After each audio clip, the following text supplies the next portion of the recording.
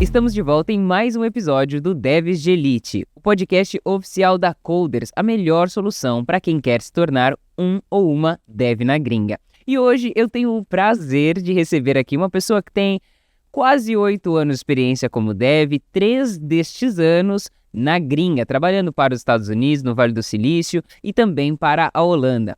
Mas mais do que dev na gringa, ele é exatamente o CEO da Coders, dessa principal solução, e também a empresa responsável pelo Devs de Elite. Então vamos conhecer um pouquinho mais dessa trajetória dessa pessoa que tanto é dev quanto empreendedor. Seja muito bem-vindo, Levir. Muito obrigado, Thaísa. Espero que, primeiramente, um prazer imenso estar podendo compartilhar um pouco do meu conhecimento aqui. E espero que a gente consiga fazer uma conversa bem legal para quem está ouvindo a gente hoje. Tenho certeza que vai ser incrível, porque eu já conheço um pouquinho da sua trajetória. Só um pouquinho. E a galera vai gostar bastante de conhecer essa história bem mista, né? Vamos dizer assim, bem múltipla, até carreiras em paralelo. Sim. Então, antes da gente falar sobre a atualidade, seu momento como empreendedor, né? Como que você chegou nesse ponto de empreender? Qual foi o momento onde você decidiu que você queria trabalhar com tecnologia? Conta um pouquinho das suas origens para nós. Bacana. Então, quando eu completei 18 anos, eu não tinha muita perspectiva ali do que eu queria fazer, de fato, né? Tinha acabado de sair da escola. Mas eu sempre, assim, durante toda a minha adolescência, eu sempre fui muito aquele rato de computador, né? Então, sempre gostei muito, né? Mexi com computador desde que era pequeno. Então, eu sabia que eu queria fazer alguma coisa com computadores, né? Não sabia o quê, mas eu era aquele garoto que formatava PC pros tios e que, instalava o Google Chrome pros parentes. Então, eu queria fazer alguma coisa com o computador. Não tinha nenhuma perspectiva de programação ou alguma coisa na área tech, porque não tinha nenhum familiar ou conhecido nessa área, mas como eu era meio que o garoto dos computadores dentro da minha família, eu quero trabalhar com isso. O que ainda eu não sabia. Mas aí eu comecei a trabalhar na época em uma fábrica, né, uma fábrica de castanhas, lá em Fortaleza, no Ceará, que é onde eu nasci, onde eu moro. E eu comecei lá nessa empresa como suporte. Então é uma das coisas que geralmente quem quer começar hoje, o mercado está um pouquinho mais concorrido para quem quer começar. É uma das coisas que eu acho que vale a pena, por exemplo, você começa numa área um pouco similar à área de tecnologia, né, à área de programação, e depois você faz essa transição, fica um pouco mais fácil. Legal. Então eu comecei com suporte, e aí como era é engraçado, porque como era dentro de uma fábrica, não era um suporte, tipo, atender cliente sentado lá na administração. Tinha que entrar na fábrica, aí eu tinha que colocar touca, tinha que colocar aquelas batas, né? Touca não é touca nos pés, mas a proteçãozinha nos pés, assim, eu tinha que me cobrir com 1 milhão de coisas para resolver algum problema no computador lá dentro da fábrica. Se não tivesse conserto lá, eu tinha que desplugar o computador e sair com o gabinete, e levar o gabinete e atravessar a fábrica inteira para levar lá na salinha de TI para resolver. Então, durante um ano eu passei nessa dinâmica, né, trabalhando com suporte, e era um suporte bem, bem raiz, né, desmontar PC, trocar fonte queimada e assim por diante. E aí, depois de um ano, eu consegui fazer essa transição para TI. Nesse tempo eu comecei a faculdade, e é uma história engraçada que eu conto, que é o seguinte: como é que eu resolvi que eu queria fazer programação, né, porque dentro da área de TI, existem 1 milhão de áreas, né? Sim. E aí, uma das coisas que eu queria fazer também, né, que eu queria conquistar, é que eu queria ganhar bem. Acho que todo mundo, né? Você já tinha isso muito claro, mas nessa época você já tinha uma visão de que a área de tecnologia era uma área promissora, de que, imagino que nessa época ainda não estava na alta demanda que a gente teve, por exemplo, um pouquinho antes da pandemia. Qual era a sua visão em relação à área de tecnologia? Só era uma área que você gostava, ou você já tinha uma visão realmente do boom que viria a acontecer? Isso, no caso o ano era 2017 mais ou menos, então estava bem longe da pandemia.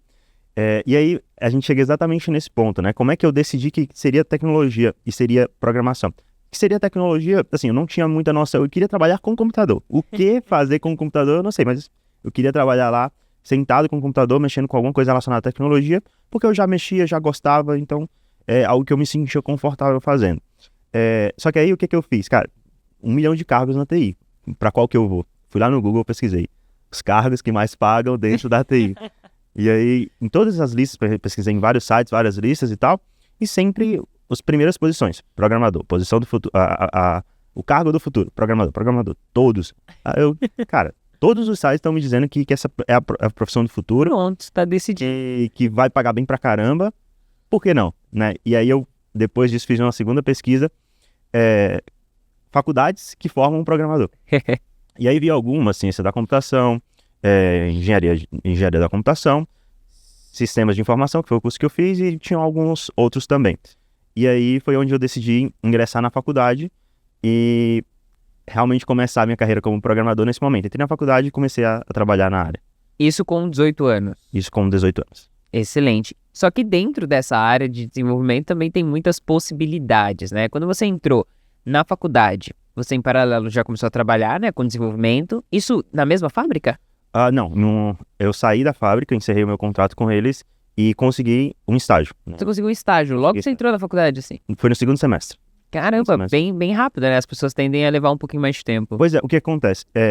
Eu passei na faculdade federal, né, lá em Fortaleza, só que eu não queria ir para a faculdade federal porque geralmente quem está na universidade pública não consegue trabalhar por causa dos horários, né? Você não escolhe muitos horários, então você tem matéria de manhã, matéria à tarde e fica complicado você conseguir um trabalho mais certinho. Então eu resolvi ir para a faculdade particular, porque eu sabia que eu poderia estudar à noite, e aí foi onde eu comecei a estudar para ser bolsista, né? Então fui bolsista através do ProUni na época, bolsa de 100%, e aí eu deixei de lado essa vaga para federal para entrar na faculdade particular, porque eu conseguiria trabalhar durante o dia. E aí isso já foi pensado porque eu queria entrar no mercado o quanto antes, eu queria começar a trabalhar, até porque assim, eu venho de origens não tão ricas, né? Então, não tinha grana, né? Então... Não tão ricas? Não tinha grana. Assim, zero grana.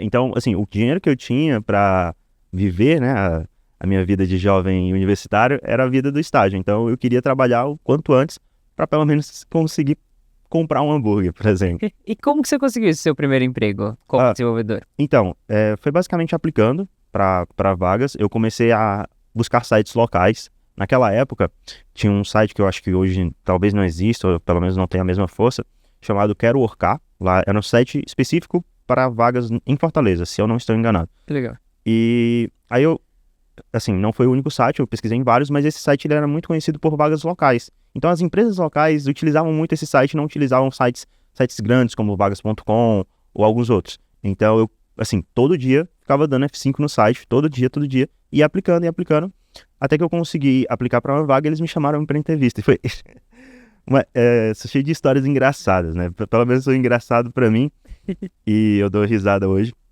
O que acontece? Nessa empresa que eu consegui o estágio, quando foi para fazer as entrevistas, eu fui pro lugar errado. É porque assim, eles tinham... Essa empresa, eles tinham uma sede, tinham também uma segunda sede que era um data center, né?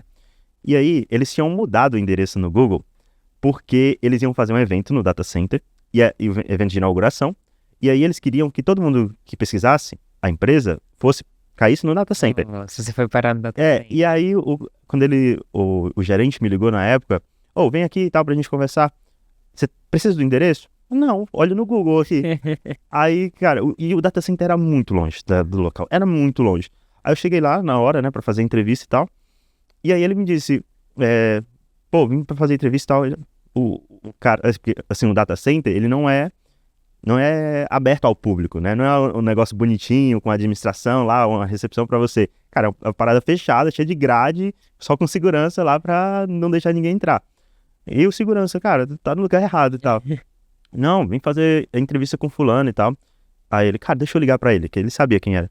Aí foi quando eu entendi que eu tava no lugar errado, precisei remarcar. E essa história se repetiu outra vez também, nessa mesma empresa, assim. E aí foi esse momento que eu consegui o meu primeiro estágio, né?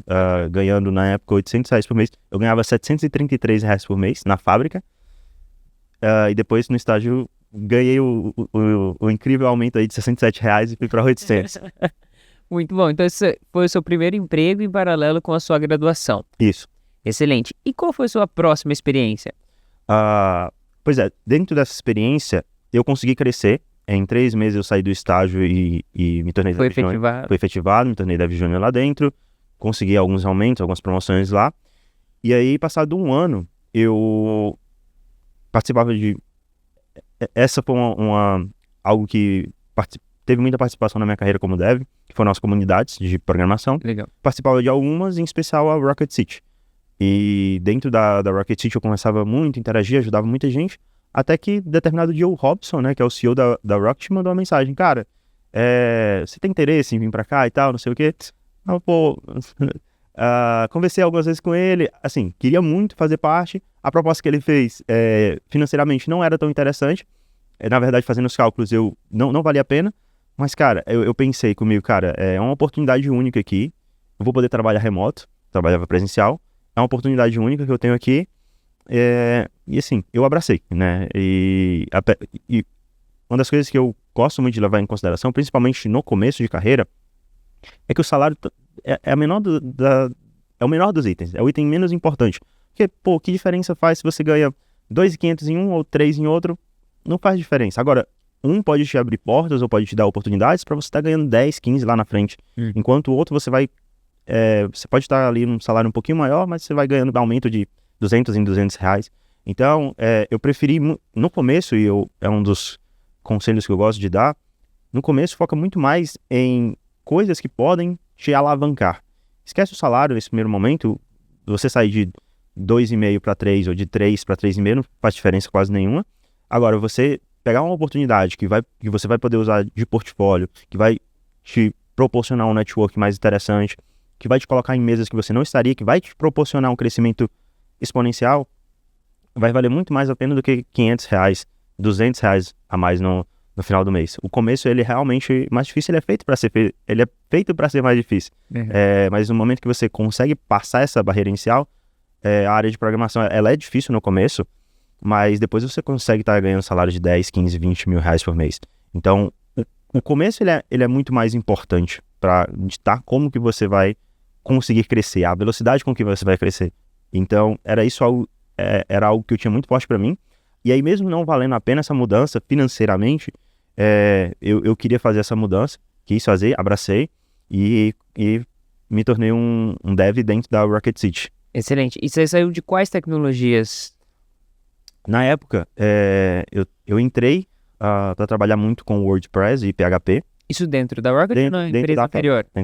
Não, desculpa. Dentro da segunda empresa. Da segunda empresa, depois da fábrica. Depois da fábrica. Como desenvolvedor, você trabalhava com WordPress? WordPress, PHP e no final comecei a trabalhar mais com React e React Native. Ah, legal. E aí quando você foi para Rocket, imagino que nessa mesma... Aí, nessa mesma stack, React Native e o PHP foi substituído pelo Node, né?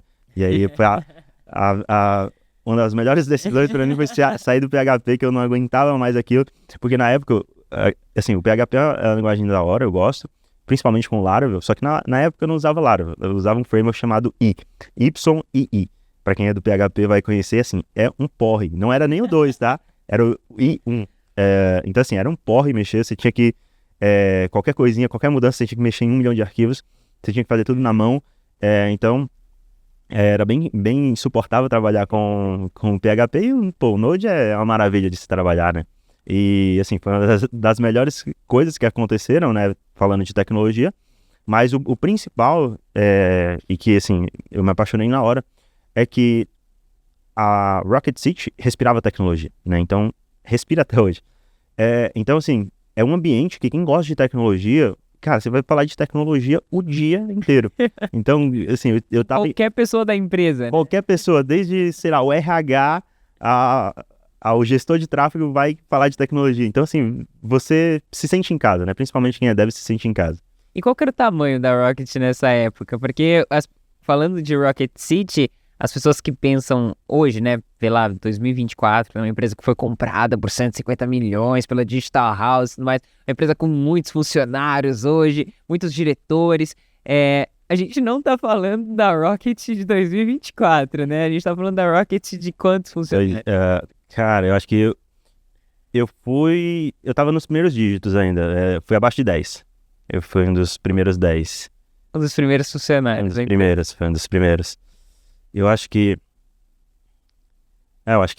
tinha umas 6 pessoas. Eu não lembro o número exato, mas tinham pouquíssimas pessoas. Claro. Tipo, acho que não tinha 10 pessoas. Não, com certeza não tinha 10. Então, assim, era time pequeno, eram os 3 sócios ali. ah, Tinha mais uns 2 devs, eu acho. Acho que se eu não me engano, eu posso estar muito errando de memória, mas se eu não me engano, eu fui o terceiro desenvolvedor. Então, assim, era uma empresa muito pequena. Mas, assim, eu sempre falo isso, né? Falando de tecnologia, de experiência, de trabalho que realmente eu gostei, foi a melhor experiência que eu tive. Que é justamente por aquilo que eu comentei agora há pouco, era uma empresa que respirava tecnologia. Então, cara, eu me senti em casa. Eu não queria. Parecia que eu não queria parar de trabalhar, porque não parecia um trabalho. Eu falava de tecnologia o dia inteiro, eu gostava muito de tecnologia, então conversava tecnologia e eu, pô, não queria parar. Eu chegava ali no fim do dia, eu ficava conversando com o pessoal, trocava ideia. Às vezes a galera abria uma sala de LoL, uma sala de CS. Apesar de ser horrível no CS, provavelmente a pior pessoa no CS que você já viu jogar. Mas eu tava lá, então assim, era realmente muito prazeroso o trabalho. Legal. E quanto tempo você passou dentro da Rocket como dev? Eu passei um ano lá. Um ano. Um ano, E isso. como que foi essa sua saída, essa decisão, sua lógica ali para tomar essa decisão de saída, de fato? Massa. Então, foi uma decisão bem difícil pra mim na época, porque, como eu disse, foi o lugar que eu mais gostei de trabalhar, né? Assim, de longe. No sentido realmente, um trabalho prazeroso de fazer. Só que conflitava com outro interesse que eu tinha, que eu falei lá no começo. Que eu queria, cara, ganhar muito, eu queria o topo da carreira, queria, assim, crescer. Amava a experiência de trabalhar ali, mas aquilo não estava dando tanto dinheiro quanto eu gostaria. Não só isso, não tanto pelo dinheiro, porque como eu falei, no começo eu focava em oportunidades que realmente agregariam, né? E eu não sentia que eu tinha muito mais oportunidade para crescer. E aí foi onde eu tive que fazer, cara, se eu continuar aqui, eu vou, adorar continuar trabalhando com o pessoal e tudo. Mas eu sinto que eu não vou conseguir crescer da maneira como eu gostaria. Eu sinto que eu tô deixando muitas oportunidades na mesa.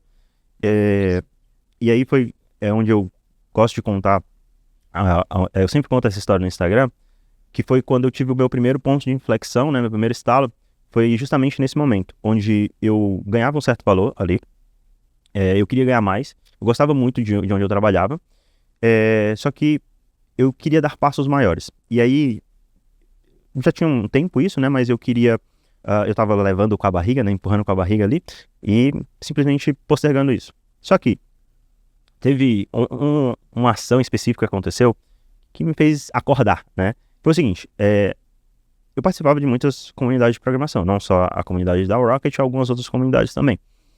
E eu gostava de ajudar muito o pessoal e tal, eu tava sempre lá respondendo, tirando dúvidas, e querendo ou não, o pessoal aparecia com dúvidas técnicas relacionadas à entrevista. Pô, Levi, tô com uma entrevista aqui pra fazer, um teste aqui pra fazer, me ajuda com esse teste aqui, eu tô travado nessa parte.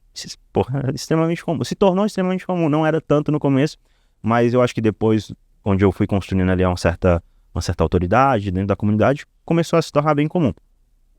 E o pessoal chegava pra mim e perguntava, me ajuda com esse desafio, que eu tô travado nesse momento aqui. E eu, ajudava, né, tranquilo. E depois, passados uns dias, semanas, essas mesmas pessoas que chegavam pra mim pedindo ajuda, elas também voltavam pra agradecer. Pô, Levi, obrigado pela sua ajuda aqui nesse desafio. Graças a esse desafio aqui, eu consegui a vaga e vou, cara, ganhar 10 mil por mês. Vou ganhar 15 mil por mês. Aí. Que discrepante! Tem alguma coisa errada aqui, não tá fazendo sentido. Como é que eu ajudo a pessoa que ia ganhar, a passar no desafio? A pessoa tá ganhando o dobro, tá ganhando o triplo que eu tô ganhando, assim. Começou a surgir uma certa pulga atrás da orelha, né? Pô, não tá fazendo tanto sentido isso aqui.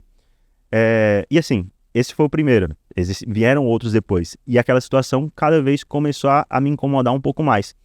Porque tava ajudando a galera com toda a boa vontade e tal, mas se eu tinha capacidade de ajudá-los, eu também tinha capacidade de fazer. E aí foi onde eu comecei a me questionar, eu tô deixando grana na mesa, eu tô deixando oportunidades passarem, por quanto tempo será que faz sentido eu levar isso daqui, né? E aí eu comecei a também me questionar sobre isso, sobre questão de oportunidades, conversei com o Robson, que é o CEO da Rocket, converso com ele até hoje, se tornou um amigo, e assim, a gente conversava muito, ele me aconselhou muito, tanto na Rocket quanto no mundo dos negócios, assim, eu tenho ele como um mentor pra mim. E aí a gente conversou e ele me deu alguns conselhos e eu entendi que não faz sentido eu abraçar essas oportunidades e não deixar elas passarem, porque oportunidades não voltam, né? Assim, sempre existirão novas, mas as que passarem não voltam. E eu sempre tive muito para mim o crescimento do que quer que seja rápido. Eu não quero, quando eu queria enriquecer, por exemplo, eu não quero ser milionário aos 60 anos. Eu não quero investir R$ 200 por mês para ter 1 milhão com 60 anos. Eu quero ter 1 milhão com 30, com 25. Então, eu sempre tive para mim muito forte que eu queria crescer rápido. Não basta crescer. Eu não quero crescer sendo um idoso e aproveitando a vida nessa idade. Não. Eu quero crescer rápido. Então, eu sempre tive muito forte isso pra mim de timing. Cara, vou trabalhar o máximo que eu conseguir, 14 horas por dia, até, sei lá, até o momento que eu achar necessário, mas pra conseguir aproveitar o restante da vida um pouco mais tranquilo. Porque eu vim de origens mais humildes, e assim, se eu não ralasse pra caramba, eu nunca ia conseguir mudar a minha realidade, né? Então, eu tinha muito forte isso pra mim, cara, eu tenho que ralar igual um maluco, literalmente, né? Pra caramba, 12, 14 horas por dia, nessa fase que eu consigo, né? Pô, não vou conseguir fazer isso nos 40 e tantos. Não vou querer fazer isso também nos 40 e tantos. Então, vou fazer isso agora. E por causa disso, foi uma decisão que eu fiz, cara, eu vou abrir mão desse trabalho prazeroso que eu tenho aqui pra conseguir abraçar oportunidades maiores. Tá, mas aí nesse caso, primeiro, você já tinha pensado em trabalhar fora do país antes disso? Já tinha passado pela sua cabeça? Era um desejo que você tinha? Então, eu sempre soube dessa possibilidade. Desde a época onde eu entrei no meu primeiro trabalho, dentro da área de tecnologia, é algo muito comum. Eu não tinha trabalhado para fora ainda, mas você sempre conhece um amigo de um amigo que trabalhou para fora. Pô, quando eu entrei nessa primeira empresa que eu falei, né, que era do data center, eles sempre falavam, pô, fulano aqui que trabalhava com a gente, agora tá trabalhando para fora, tá ganhando em dólar, tá... E assim, essa possibilidade ela já era existente, né? Eu já sabia que era possível. Mas assim, tava um pouco distante porque eu não conhecia ninguém. Era um amigo de um amigo, então cheguei a conhecer esse cara depois, a gente se trocou muita ideia depois, mas parecia algo distante. Tá. Só que quando eu pensei em sair da Rocket, eu comecei a lembrar dessa oportunidade. E aí, cara, por que não? Né? Foi o que eu pensei. Já tenho inglês aqui, já consigo me desenvolver bem. Que inglês que era? Era um inglês bem, bem ruim. Inclusive, uma das coisas que o pessoal tem de crença é que para você trabalhar para fora você precisa de um inglês maravilhoso, né? Só que não é verdade, principalmente para o cargo de desenvolvedor. Se você for manager, gerente ou alguma coisa nesse sentido, aí tudo bem. Aí realmente você vai precisar de um inglês. Se você gerencia time, se você lida com cliente, não tem para onde correr. Seu inglês vai ter que ser o fino. Agora, se você é dev, você vai ter ali uma reunião por dia, que é a daily, e algumas cerimônias do Scrum, que você vai ter que falar basicamente quantos story points você acha que aquela tarefa vai precisar. Então, o que você fala de inglês, de fato, é tão mínimo que, às vezes, eu penso, cara, nem precisaria ter inglês aqui para trabalhar aqui. Porque, basicamente, numa planning, você vai falar algumas coisas da tarefa. Acho que essa tarefa aqui precisa de tantos story points, por causa disso, você vai dar uma discutida ali, coisas simples, numa demo, né, que é a reunião de final de sprint. Você vai falar ali o que você trabalhou, vai mostrar, olha, pessoal, eu trabalhei nessa semana, nessa tarefa aqui, pô, e mostrar um pouquinho da tarefa que você trabalhou, coisa rápida, 5 minutos você mostra. O que tem mais? Tem a dele, que você vai atualizar o seu time sobre... que você vai atualizar o seu time sobre o seu progresso, se você está bloqueado, etc. E no caso eu falei a planning, mas era o refinement, né? Tem o refinement, que é onde você vai definir story points, e tem a planning, onde você vai definir ali com o seu time quais tarefas você vai priorizar. Então, assim, o que você fala, de fato, se a gente coloca na ponta do lápis, você não fala 1 hora por semana. Então, eu achava que você precisava de um inglês ultra, mega rebuscado, mas não. Mas eu não sabia disso, né? Eu fui porque eu sempre, contando aqui, fazendo um parênteses e contando um pouquinho da minha história com o inglês, eu aprendi inglês jogando. Na época eu jogava um jogo chamado Wartune. Aqui no Brasil ele era conhecido como Legend. E aí eu jogava a versão americana desse jogo. E aí eu comecei, jogava com o tradutor do lado, né? Que é um jogo multiplayer, né? Eu jogava ali com o tradutor do lado e ia digitando ali com as pessoas. Então, comecei a pegar ali a sintaxe do inglês e lembrar do verbo to be da escola. E aí, quando eu queria praticar, quando eu estava nessa primeira empresa, eu peguei um curso de inglês, era um curso presencial, lá no Ceará, chamado CLEC, né, que é Centro de Línguas Estrangeiras do Ceará, se eu não me engano. E aí comecei a praticar o inglês nessa turma do CLEC, né? E aí, quando eu estava na Rocket, continuava praticando um pouco, vez aqui fazia uma aula no iTalk, então eu tinha uma certa confiança no meu inglês, mas nada exagerado. Só que, como eu disse, o inglês que eles cobram é muito pouco. É pouquíssimo, na verdade. Então, isso mesmo eu com o inglês mais ou menos que eu tinha, eu consegui uma oportunidade no mercado internacional. Comecei a buscar, né, na época que eu estava buscando sair, comecei a buscar uma oportunidade e encontrei uma oportunidade que não pagava tão alto, mas já pagava mais do que eu ganhava. E o principal que eu falo não é a grana, né? Apesar de eu ter conseguido um aumento, não foi pela grana, foi porque eu estaria no mercado internacional, eu começaria a falar inglês todos os dias, isso aí me daria mais confiança, isso me colocaria num projeto muito maior. Assim, o case que eu trabalhei nesse projeto, apesar de eu não ter feito grandes coisas, porque eu não era um mega blaster desenvolvedor ou algo do tipo, mas assim, o case de ter trabalhado num projeto que era um projeto que o Fed usava, o Fed dos Estados Unidos, LinkedIn, Bloomberg, assim, são uns clientes absurdamente gigantes, Boeing. Então, até hoje eu posso contar desse case que eu trabalhei lá, que eu pude fazer contribuições e que isso me ajuda a conseguir novas oportunidades e a estar melhor ranqueado dentro do mercado. E aí, esse é o grande ponto que eu falo sobre não procurar no começo, pelo menos, um trabalho pelo dinheiro, mas foca nos trabalhos que vão te dar oportunidades, que vão te dar portfólio, para que você consiga depois utilizar esse portfólio para conseguir oportunidades melhores. Geralmente é uma das coisas que, por exemplo, muita gente faz com as FANG. Tem muita gente que entra nas FANGs não porque querem ganhar bem na FANG, porque ele entrando na FANG, ele consegue qualquer trabalho depois. O cara que passou pela Amazon e pelo Google, vai ter empresa, assim, chorando por ele. Então, essa questão de você investir no seu portfólio, de você investir em coisas que você possa usar no começo, que você possa usar depois, era sempre algo que estava muito claro na minha cabeça. Excelente. E você esperou passar pelo processo seletivo para sair da Rocket? Ou você saiu e foi então se aventurar nessas possibilidades, esse processo? Não, eu saí da Rocket, eu fechei o contrato, né? Pedi ali um notice, um aviso prévio, né? Que eu não lembro de quanto tempo foi. Comprei tudo que eu tinha de obrigação e saí. E aí, nessa época, eu também saí da faculdade. Eu larguei a faculdade que eu tinha começado, porque qual era a minha ideia? Eu ia trabalhar o dia inteiro e eu tinha um inglês, eu consegui passar nessa entrevista, só que eu tinha muita insegurança do meu inglês. Qual era a minha insegurança maior? Meu listening, na minha opinião, não era tão bom. Então eu tinha muito medo de entrar nas reuniões, as pessoas falarem comigo e eu não entender. E cara, e aí eles vão pensar que eu sou uma fraude, vão pensar que eu não sei falar inglês e vão me demitir. Era isso que eu pensava, cara, vão pensar que esse maluco aí não fala inglês, tô falando com ele aqui, ele não tá entendendo. Eu tô falando com ele aqui, ele não tá nem sabendo que eu tô falando pra ele. Então, esse cara é uma fraude. Eu tinha muito esse medo. E aí, o que eu decidi? Cara, eu vou sair da faculdade. A faculdade já tava bem chata na época, né? Tava o quê? No terceiro ano? Sexto semestre, terceiro ano. Uhum. A faculdade tava bem chata já.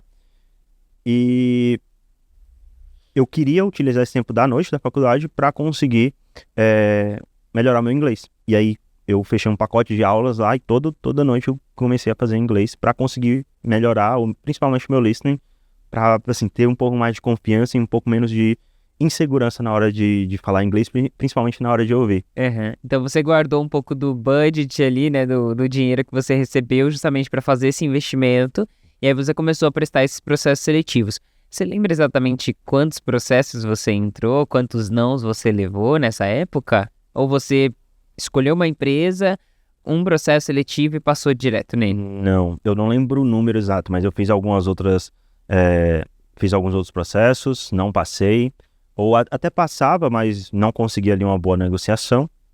E aí, essa oportunidade, ela tinha mais ou menos algumas características que eu queria, porque eu não queria trabalhar CLT, eu não gosto de CLT, eu não gosto daquela chatice, não gosto de pagar 27,5% de imposto. Então você também estava prestando para empresas do Brasil, no caso, ou só empresas internacionais? Não, tava tava Pra vários. para várias. Aham. Eu estava mais preocupado com o resultado final do que só para a gringa nesse momento. Então, Tá. era uma série de fatores entre salário e também um projeto legal para se trabalhar.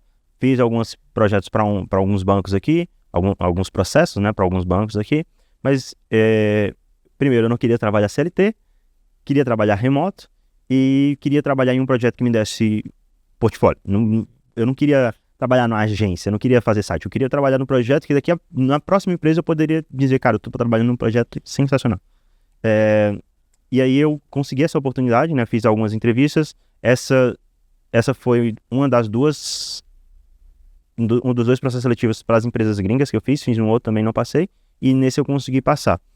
E aí foi quando eu ingressei no mercado internacional nesse primeiro momento, o salário era de $2.000, não era muito, mas já era um pouco a mais do que eu ia ganhar, e principalmente eu ia agregar uma oportunidade internacional, trabalhando para o Vale do Silício, e um projeto, assim, gigantesco. Eu acho que eu nunca trabalhei num projeto tão grande quanto aquele que eu trabalhei nesse momento. E as tecnologias eram as mesmas que você trabalhava na Rocket ou de alguma forma você teve ali que se desenvolver, correr para aprender alguma coisa que você ainda não tinha experiência?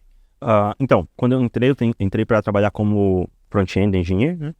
Então era mais ou menos a mesma coisa, era o React, só que durante o tempo que eu estava lá, eu comecei a pegar algumas tarefas que envolviam migração de sistemas, porque o sistema novo era o React, mas o sistema antigo era Ruby com React.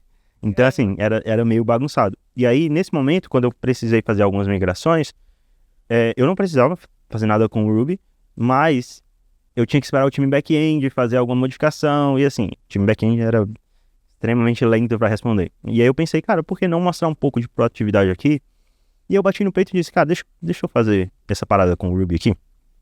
Demorei uma semana para fazer, demorei pra caramba. Uma parada simples, era migrar uma página de formulário. Mas se eu não fizesse isso, ia demorar muito mais, porque o time back-end, né, tinha a sua própria pipe de tarefas. E eu também mostrava um pouco de proatividade, mostrava que, cara, deixa comigo que eu resolvo. E geralmente é uma das coisas que, por exemplo, no mercado internacional, os devs brasileiros são muito bem vistos por isso, porque eles têm essa proatividade. Eles têm, cara, deixa comigo, deixa eu fazer. Então tem uma produtividade e esse hard work que a gente tem. E a gente vê essa diferença muito grande, principalmente eu vi, né, quando eu comecei a trabalhar para a Europa, a galera tem muito certinho ali o seu fluxo de trabalho, 5 horas, desliga, baixa no laptop. Acabou. E brasileiro, cara, adora trabalhar até 10 da noite, se deixar. Gosta de trabalhar muito, né?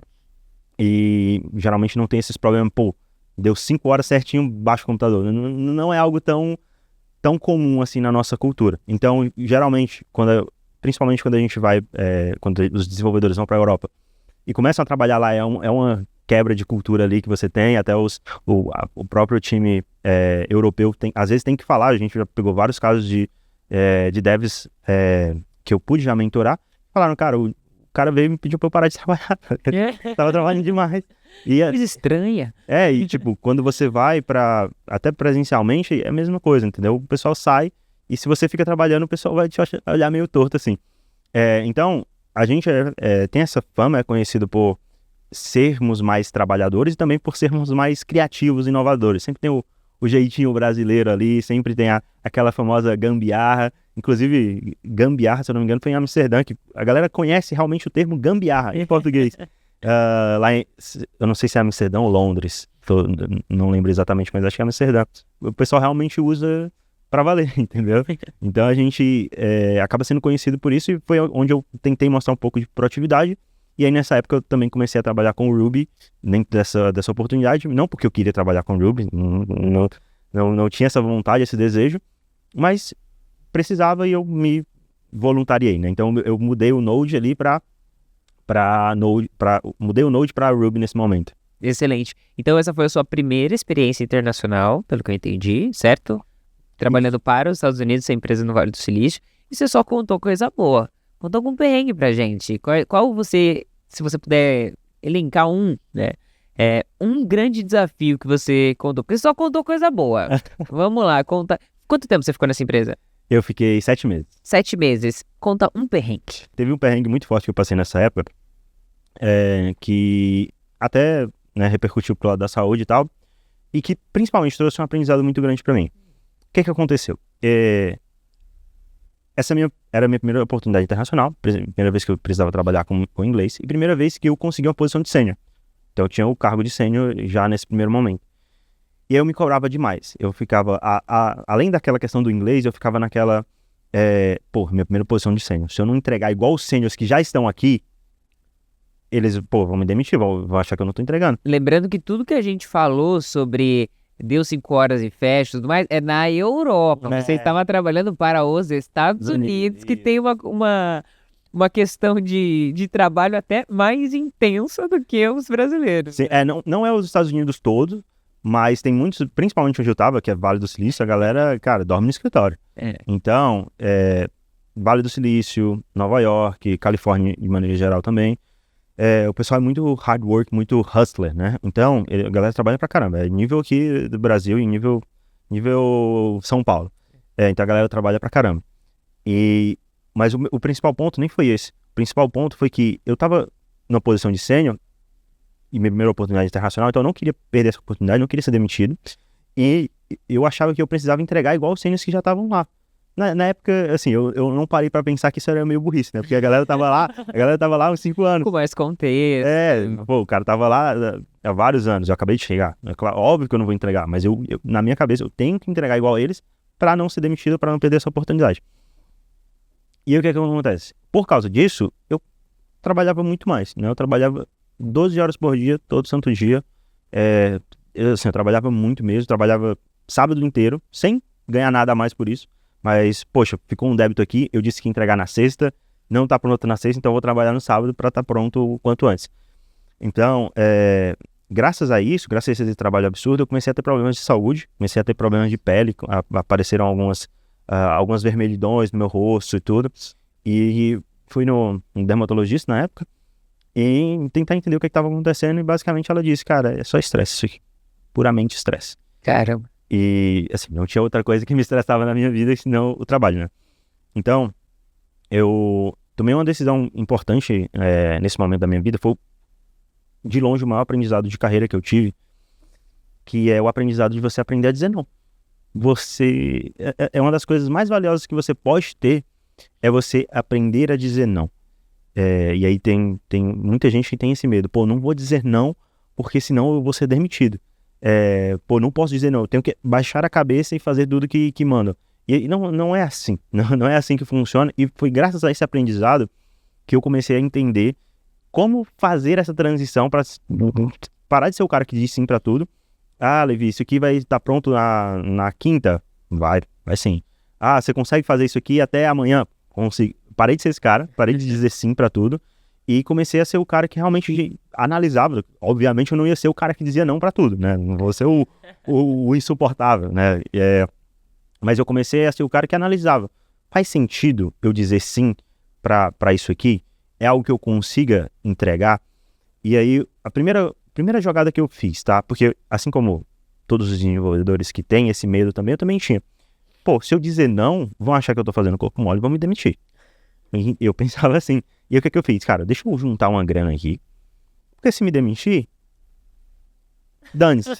Não tô nem aí, pode me demitir. Mais seguro. Tô um pouco mais seguro. E assim, por causa de tudo que aconteceu, por causa do tanto que eu estudava pra caramba no começo, eu acumulei uma certa confiança. Cara, se me demitir, eu consigo outro. Problema de vocês, quem vai perder é de vocês. Eu consegui essa confiança pra mim. E aí, só que a gente tem contas pra pagar, né? Então eu não podia sair assim igual um maluco. Então eu juntei uma grana e eu comecei a fazer esse movimento de dizer não. De simplesmente dizer, cara, Levi, isso aqui dá pra ficar pronto na quarta? Cara, não dá. Eu consigo fazer na sexta, fica pronto na sexta. Tá bom pra você? Não, Levi. Foi uma negociação, né? Junto da habilidade de dizer não, veio muito forte também a habilidade de negociação. Porque você não simplesmente diz não. Se você dá uma réplica, a pessoa dá uma tréplica. Então, assim, você tem que aprender a negociar. E, geralmente, uma das coisas que eu vejo de desenvolvedor é que os devs, eles não conseguem negociar. Primeiro, não conseguem dizer não, então aceitam tudo calado, e isso é um problema enorme, né? Porque tanta gente fala que a área de programação é estressante, por que que tanta gente fala que a área de programação é isso ou aquilo, Ou às vezes até entrega, mas com débitos técnicos, coisas que vão precisar ser refaturadas. ou entrega tendo que trabalhar demais. Esse era, assim, débito do técnico, desde que os managers, POs, etc., estejam cientes, tudo bem, né? Faz sentido. É uma decisão mais de negócios do que de tech, não é uma decisão de tech nesse momento. Agora, você precisar se matar de trabalhar para entregar uma parada é algo que eu sou, assim, totalmente contra. Eu acho que a negociação ela é muito importante. Só que desenvolvedor não tem essa habilidade, esse molejo de conseguir negociar. E é geralmente uma das coisas que eu mais tento bater na tecla, porque, cara, se você aceita tudo, você pode trabalhar em qualquer área. Qualquer área. Se você aceita tudo calado, você nunca vai estar satisfeito, você nunca vai estar feliz. Porque você vai sempre ter que trabalhar demais, não vai dizer não para ninguém, e você vai ficar infeliz na programação ou em qualquer coisa que você for fazer. E aí o que eu comecei a fazer? Primeiro passo, juntei uma grana, porque se me demitissem, né, eu estaria mais tranquilo, não que fosse acontecer, mas eu queria ter essa confiança. E a segunda coisa, eu comecei a dizer não. Só que com o dizer não, vem a questão da negociação, que foi a terceira coisa que eu precisei aprender. Precisei a negociar. Olha, fulano, quarta-feira eu não consigo, pode ser sexta? Aí, pô, não dá pra ser sexta, tem que ser na quinta. Cara, então eu tô com essa tarefa aqui, eu posso deixar ela pra depois, e aí eu foco nessa tarefa e a gente deixa essa daqui pra depois dessa tarefa. Ah, não dá porque essa daí também é importante. Cara, então me traz um desenvolvedor novo pra me ajudar, porque aí nós dois a gente consegue terminar essa tarefa aqui mais rápido, eu divido aqui a workforce com ele, e a gente consegue finalizar essas duas no prazo que você tá querendo. Então você tem que ter cara, dizer não, é uma prioridade, tem que fazer. Beleza, eu consigo, mas nessas diretrizes aqui. E assim, primeira coisa que eu entendi, não vou me demitir por dizer não, desde que seja infundado. Não tô dizendo não porque eu não quero, estou dizendo não porque eu tenho coisas para fazer, tenho prioridades para entregar, e eu não consigo, eu não tenho capacidade de, Thaísa, faz aí o aplicativo do Uber daqui para amanhã. Você vai fazer? Você não vai. Então ninguém vai te demitir porque você não está fazendo algo impossível de fazer. Se é algo que você está dizendo, olha, não consigo, não tem como, estou atarefado, ninguém vai te demitir por isso. Mas eu achava que sim, eu achava que, cara, vão me demitir, então eu pego a minha grana e vazo. Mas não aconteceu nada disso. Na verdade, assim, é mais um sentimento meu, mas eu sinto que eu até fui, de certa forma, mais respeitado. Porque eu estava realmente, novamente, não estava dizendo não de birra, eu estava dizendo não porque eu realmente estava priorizando coisas, e isso mostrava um pouco mais da minha habilidade, tanto de negociação, como também uma habilidade um pouco mais de gestão, de entender o que é prioridade, de entender como é que eu gerencio o meu tempo. Então, isso, assim, foi um dos grandes aprendizados que eu tive. Claro, foi um aprendizado que veio, né, de uma maneira não tão legal, porque, precisei ir no médico e não foi... foi uma situação meio chata, que foi o perrengue que você perguntou, mas ao mesmo tempo isso me trouxe um aprendizado que eu levei para a vida, e eu me dei, assim, de certa forma, muito bem depois, porque eu tinha essa habilidade. Eu não dizia sim para tudo, e eu comecei a negociar muito mais. Isso aí, assim, fez milagre pela minha carreira. Muito legal, muitos aprendizados em 7 meses, né, pelo que você comentou. Isso. E como foi essa sua saída dessa empresa e qual foi, né, a sua próxima empreitada? Bacana. Então, eu passei 7 meses lá, só que era um modelo de outsourcing.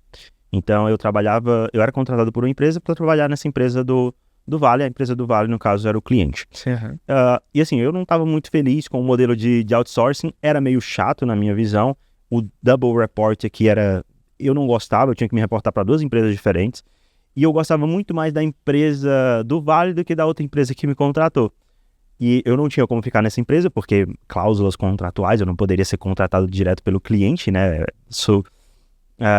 O contrato protegia isso.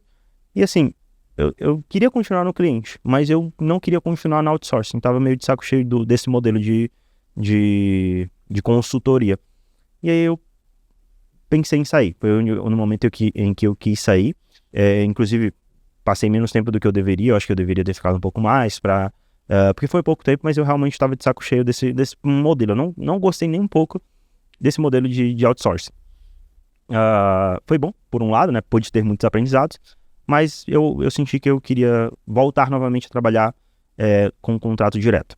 E aí foi quando eu decidi voltar aqui para o Brasil. não que eu tenha voltado, eu recebi uma proposta, era uma proposta que parecia muito boa, eu ia ganhar nesse momento R$ 15.000, que era mais do que $2.000, né, que $2.000 na época dava mais ou menos 10, eu ia ganhar 15, então era um aumento aí de 50%, não era de se jogar fora, e eu ia poder voltar a ter um contrato direto, que era o que eu queria.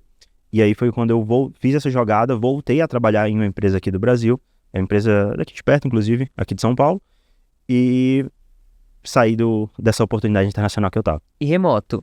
Era remoto. Você trabalhando remoto? Desde a Rocket City, todos os meus trabalhos posteriores foram remotos. Morando em Fortaleza? Morando em Fortaleza. Legal, bacana. E aí, como que foi essa sua experiência na empresa do Brasil? E já me conta também por que você voltou para a gringa depois dessa experiência. Essa história é legal, já rendeu algumas publicações no Instagram. Porque eu imagino que deve ser relativamente um choque, né? Você sair de uma realidade, uma cultura, trabalhando em inglês todos os dias, aí você volta para o Brasil, imagino que trabalhando em língua portuguesa, não mais com clientes internacionais, tem alguma certa diferença, né? A gente não pode dizer que é exatamente a mesma coisa. Tem sim. Vamos lá, quando eu resolvi voltar aqui para o Brasil, foi mais por uma oferta de trabalho que eu recebi. Não estava ativamente procurando, mas a oferta que eu recebi era muito boa e fazia sentido para mim. Eu já queria sair por causa daqueles motivos e eu decidi aceitar essa oportunidade. O que acontece? Eu sinto que foi bom, de certa forma, de certo modo, porque eu já estava trabalhando para uma empresa internacional com clientes gigantescos, com muita gente, né, muitos funcionários, e eu sinto que eu aprendi muita coisa lá.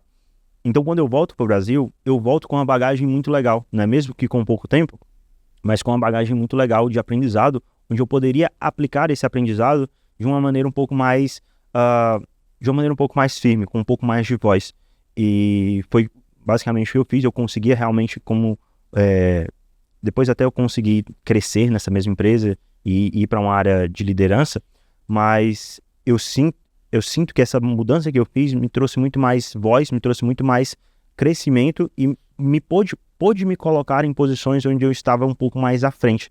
Então, eu sinto que essa mudança ela fez sentido para mim naquele momento. Você acha que de alguma forma, assim, bem polêmico, é o fato de você ter trabalhado para a gringa, quando você veio trabalhar para essa empresa no Brasil, as pessoas te enxergavam, assim, de alguma forma diferente por você ter tido essa experiência? Sim, eu acho que sim. E assim, a gente pode enxergar isso de várias formas, né? Mas um desenvolvedor que vai para a gringa, que vai para o mercado internacional, ele querendo ou não, ele tem um prestígio diferente, né? Pô, aquele cara, olha, você começa a ter um prestígio tanto dentro do seu círculo mais íntimo, né? Sua família, e onde você começa imagina você chegar para sua família e dizer, pô, tô trabalhando para os Estados Unidos. Você tem um prestígio diferente, querendo ou não. Isso também acontece dentro do próprio mercado. Pô, uma pessoa, assim como aquela pessoa, que fiz intercâmbio em não sei onde, pude trabalhar em empresa tal, é a mesma ideia, né? Só que no caso a gente está falando de desenvolvedor e geralmente um trabalho remoto. Mas fiz faculdade em Harvard. Será que essa pessoa chega com um prestígio diferente aqui? Então, uma pessoa que vai para o mercado internacional e depois volta, com certeza ela tem uma bagagem diferente, tem muitos aprendizados e acaba sim tendo um prestígio diferente dentro da sociedade como um todo, não só, mas incluindo principalmente o mercado de trabalho. Interessante. E aí dentro dessa experiência você ocupou então esse papel de liderança, você conseguiu subir para esse papel, certo? Isso, fui promovido depois a Tech Lead e consegui um aumento também interessante. Nesse momento eu já ganhava R$ 20.000 por mês. Dentro do Brasil. Dentro do Brasil, isso. E por que você decidiu sair dessa empresa? Porque você queria mais. Mas nesse momento, Thaís, não foi mais pelo dinheiro. Não, foi pela experiência mesmo? Também não. Vamos lá, eu era Tech Lead nessa empresa e eu era Tech Lead de duas equipes. Então eu tinha mais ou menos mais de 10 pessoas que eu liderava entre dois times diferentes. Ou seja, estava desenvolvendo outras habilidades que não era apenas a questão de código ou da negociação. Exato. Consegui aprender muita coisa, querendo ou não, apesar de tudo, foi um momento muito valioso, onde eu pude aprender muito. Só que ser líder de mais de 10 pessoas em duas equipes diferentes estava começando a ser um pouco estressante. E então já estava me incomodando um pouco, mas o que acontece? a gente tinha dentro do... A gente tinha uma... Não era o modelo Spotify, né? Então não era uma tribo exatamente, mas vamos chamar de tribo aqui. Dentro de uma tribo, a gente tinha alguns squads.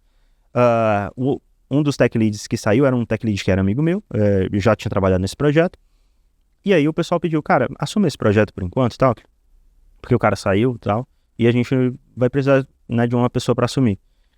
Tá bom, assumo. Aparentemente é provisória. Vou assumir essa equipe aqui e assumir por um tempo. Mas assim, tinha muita gente, muita demanda, tinha mais de 10 pessoas para eu liderar, muita demanda. E tinha uma certa coisa que me incomodava um pouco. Eu acho que na verdade foi o principal ponto que começou a me incomodar. Era que todas as demandas possíveis relacionadas ao produto que o time trabalhava caía na mão do tech lead. Então parecia que não parecia não, né? Eu era o primeiro ponto de contato de todos os problemas, de todos os bugs, de todas as requisitos.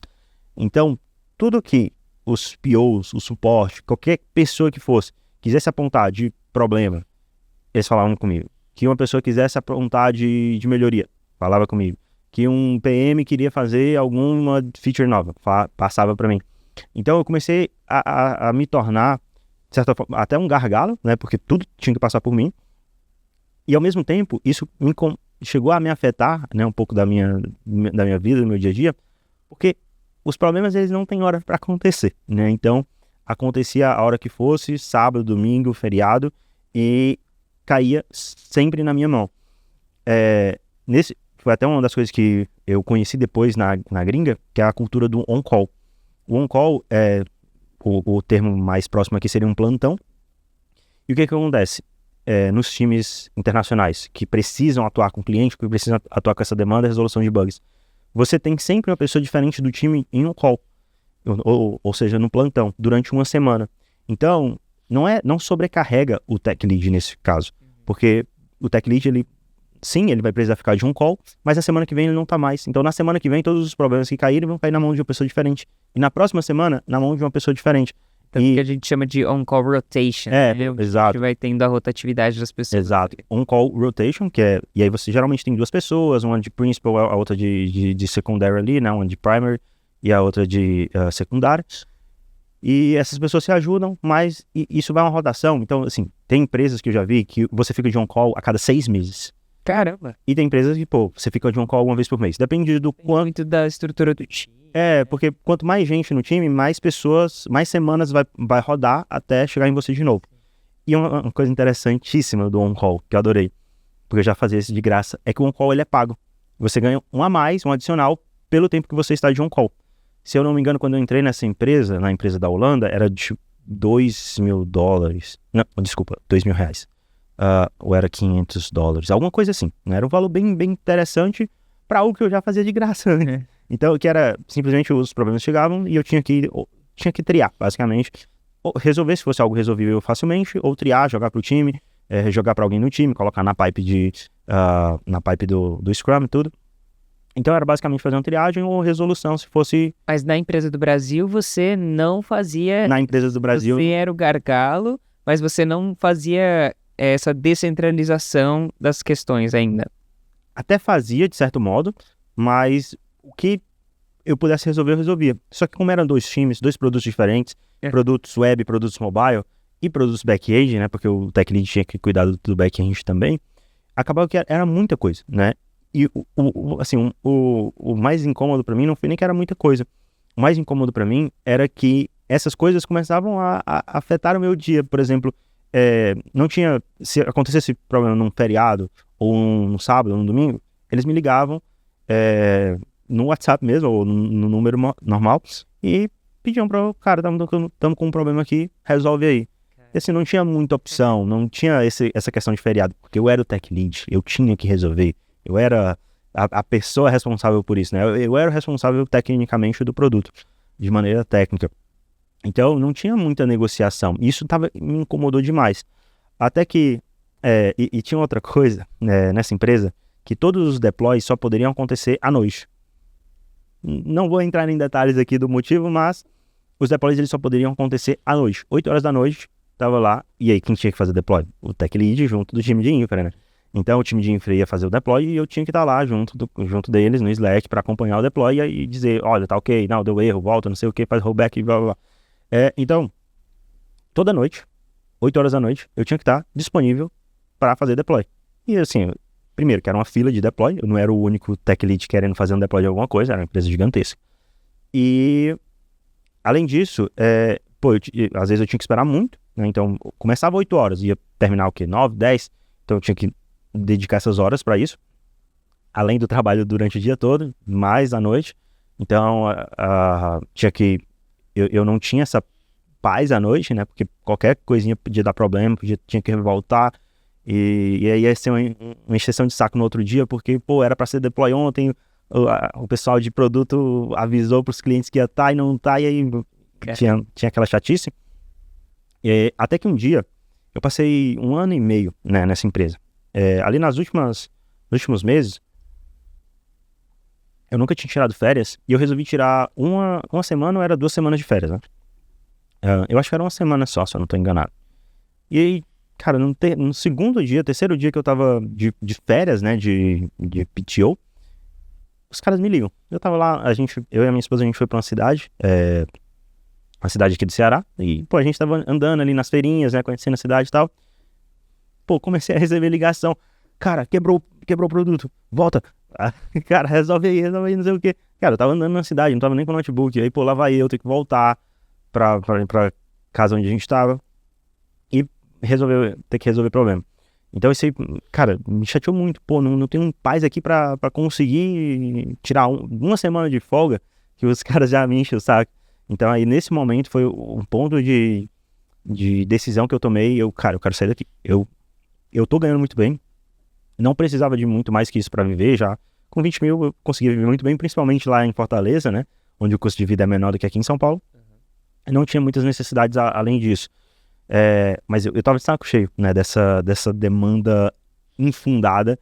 Até gosto de brincar que, cara, parecia que eles acharam que compraram a minha alma, né? Porque não tinha mais final de semana, feriado, nada. Então eu decidi que eu ia sair. Eu vou mudar essa realidade de alguma maneira. E aí eu me vi com 3 opções. A primeira delas era continuar como tech lead, né? A primeira opção era continuar como tech lead em uma outra empresa. Só que aí eu pensei, ser os mesmos problemas em lugares diferentes. Provavelmente a minha realidade não vai mudar. Segunda opção que eu tinha era voltar a ser dev. Gostava de fazer código, adorava, né, codar. E ia voltar a ser dev, só que eu ia ter que abrir mão de uma parte do meu salário aí, né? Isso aqui no Brasil. Isso aqui no Brasil. Eu ganhava 20, dificilmente ia conseguir 20 mil como desenvolvedor aqui no Brasil. Provavelmente uns 14, 15 eu conseguiria. Então, essa é a minha segunda opção. Ou, a terceira opção, que foi a que eu escolhi, voltar para o mercado internacional, voltar como dev, não mais como tech lead, e dessa vez conseguir, em vez de diminuir meu salário, crescer, ganhar um aumento, na mesma pegada que eu conseguia diminuir o tanto de trabalho que eu tinha que fazer. E foi basicamente essa a decisão que eu tomei e deu super certo, né? Muito bom. E aí você então tomou essa decisão de sair dessa empresa como tech lead para voltar a tentar entrar no mercado internacional. Isso porque você já tinha uma experiência anterior internacional, então você não era a sua primeira experiência, eu imagino que isso deve ter tido algum impacto, e agora você também já tinha passado por um papel de tech lead, mesmo que no Brasil, imagino que isso também tenha contribuído. Como que foi esse processo? Primeiro, você saiu dessa empresa para então começar os processos seletivos, ou você começou enquanto você ainda trabalhava? Não, eu comecei enquanto eu ainda trabalhava, né? Até é tanto uma forma de segurança, né? Mas eu não sabia quanto tempo ia demorar, então eu fazia no meu tempo vago, mas também uma forma de segurança. Cara, deixa eu ver se vai dar tudo certo pra pedir a demissão, né? Porque nessa época eu já era casado e, né, tinha contas a pagar. Responsabilidade, boletos é uma coisa que ajuda muito a gente a ter um pouco mais de prudência. Cara, preciso de uma motivação pra acordar de manhã. Arruma um boleto pra você pagar, se você não acorda cedo de manhã.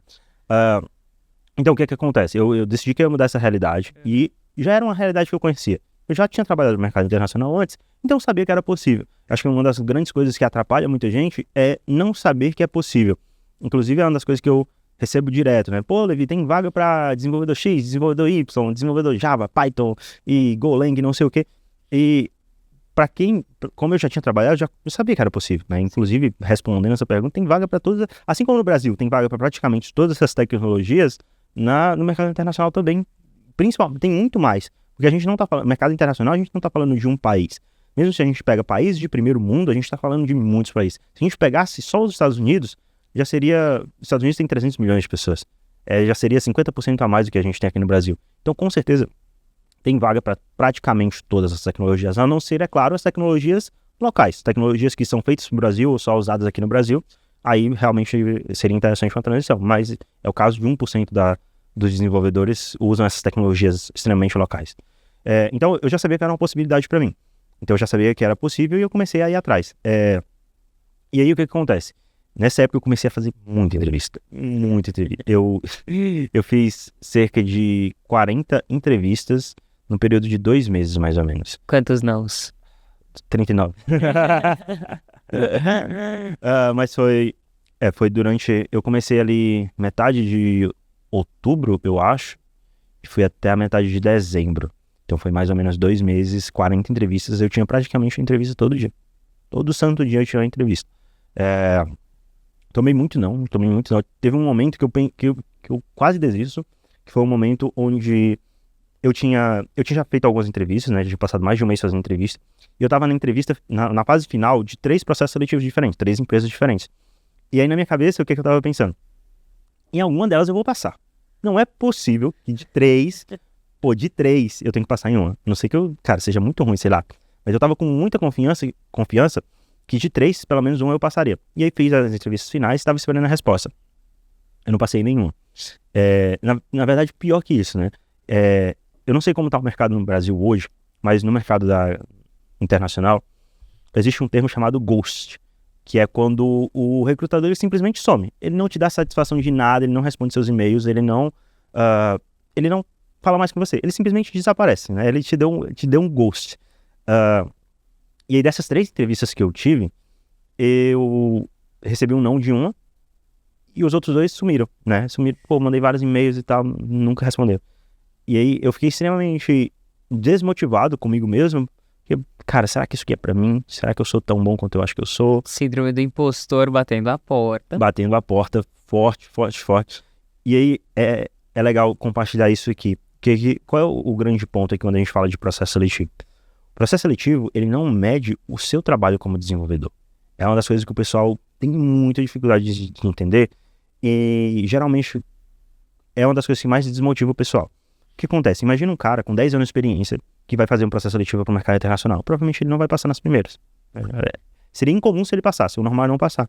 E aí, o que acontece? Essa pessoa, ela começa a se questionar, pô, isso aqui não é para mim, isso aqui não é real, isso aqui não é possível. Porque, cara, eu tenho 10 anos de experiência, sou bom pra caramba, tem empresa aqui no Brasil brigando por mim e eu faço entrevistas e não passo. Só que o que a gente precisa entender é que as entrevistas, os processos seletivos, eles são como se fosse uma prova de vestibular. Uma prova de vestibular não vai avaliar o quão bom você é numa profissão. Ele vai avaliar se você estudou para aquela prova. É como você pegar um médico que vai querer ingressar na faculdade de medicina, por exemplo, fazendo um Enem. Cara, o Enem não vai medir o quanto ele é bom em medicina. Não tem nada a ver, são coisas diferentes. E aí o pessoal não entende que são coisas diferentes. E começam a entender, cara, eu não sou um bom dev, não sou um desenvolvedor, não sou um desenvolvedor bom, sou um desenvolvedor ruim, porque eu não estou passando os processos seletivos, eu sou ruim. Não tem a ver com isso, não tem a ver. É uma questão de aprender a fazer processos seletivos, né? Exato. Tanto que eu conheço várias pessoas que já fizeram processos seletivos para empresas como Google, Facebook, enfim, que tem um estilo de processo seletivo completamente diferente do que as empresas, da maioria das empresas, por exemplo, né, algoritmo e etc e tal. E a galera fala a mesma coisa. Senta na cadeira, estuda o Cracking the Code Interview, e aí você vai estar pronto para fazer esse estilo de prova. O que também não significa que estando pronto para um processo seletivo de desenvolvimento, de engenharia no Google, que você está pronto para qualquer outro processo seletivo. É uma questão de treinar para ser bom, estar pronto para o processo seletivo específico que você vai participar. E até o contrário também. Se você quer entrar no mercado internacional, é de uma maneira. Agora, se você quer entrar numa FANG, numa Big Tech, é outro processo seletivo. Sim. Então, quando a gente começa a entender isso, você começa a, nos processos seletivos, não se achar ruim. Não é que você é ruim como dev. Não é que os seus 20 anos de experiência não valem. Não é isso. É que são coisas diferentes. Você tem 20 anos como médico e você tá fazendo o Enem. Não tem nada a ver, entendeu? Então, uma das coisas que eu gosto muito de falar é se prepara para o processo seletivo. Esquece o seu tempo de experiência, porque isso aqui não vai te preparar para o processo seletivo. O processo seletivo é uma coisa diferente. É tanto que o pessoal reclama, né? Pô, tá aqui no processo seletivo, tá pedindo para eu inverter uma árvore e não sei o quê, e no meu dia a dia como desenvolvedor eu vou alinhar div. Cara, faz parte do trabalho. Assim como no vestibular, vão te fazer perguntas para você usar a fórmula de Bhaskara para responder, e você no seu dia a dia nunca vai usar a fórmula de Bhaskara em nenhum lugar. É como o jogo funciona. Poderia ser diferente? Poderia, mas em vez de pensar em como poderia ser, vamos focar aqui em como é de fato e se preparar para como as coisas são, porque isso aí vai ser muito mais útil. E aí, nesse momento eu pensei em desistir, fiquei extremamente desmotivado, mas eu não desisti justamente pensando nisso. Eu não passei, não é porque eu não sou um bom dev, porque eu sou um desenvolvedor ruim. Pô, trabalho em empresa de fora, em empresa dos Estados Unidos, já sou tech lead, já ganho bem. Cara, não é isso. Eu só não me preparei para esse processo, só não me preparei para essa fase do processo. Me pediram para eu fazer alguma coisa, eu não fiz como deveria, mas isso saiu de aprendizado. Pediram para eu fazer, sei lá, um system design aqui, e eu não pensei em alguma coisa, mas, cara, eu consegui entender aqui o raciocínio e no próximo eu já passo.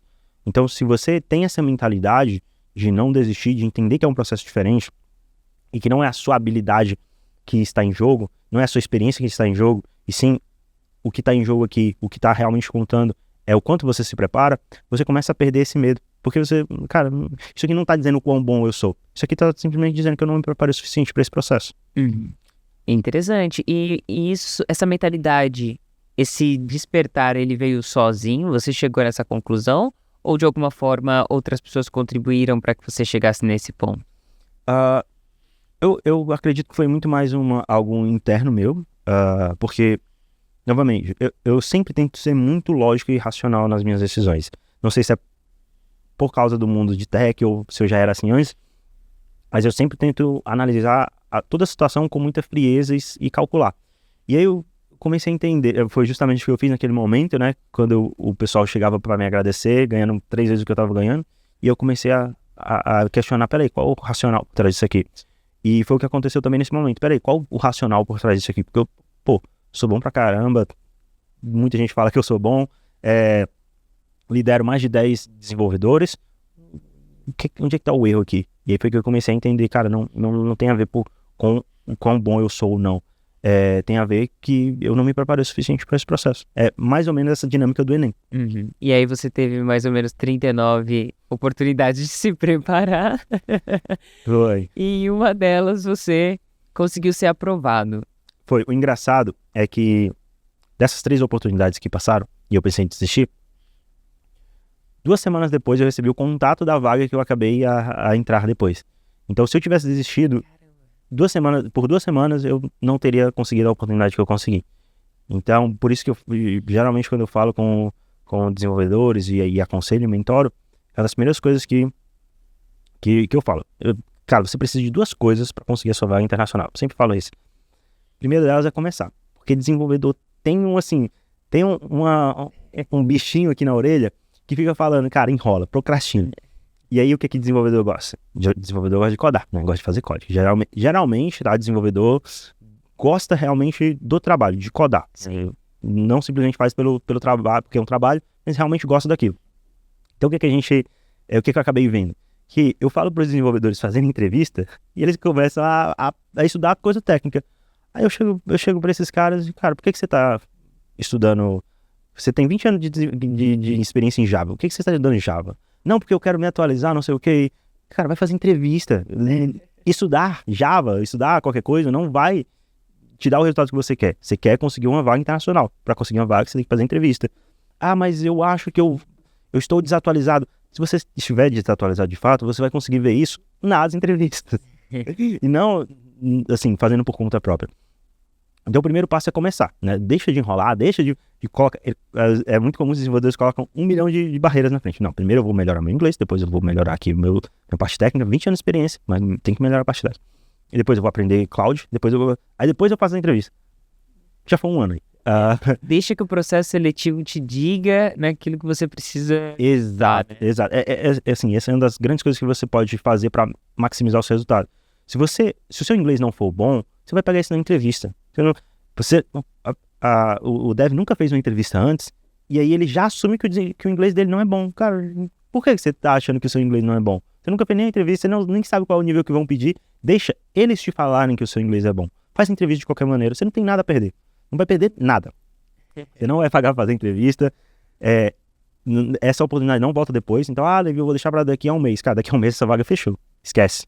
Então, pega essa oportunidade. No pior dos casos, tem até uns desenvolvedores que estão próximos que criaram uma frase. No pior dos casos, você ganha uma aula de inglês de graça.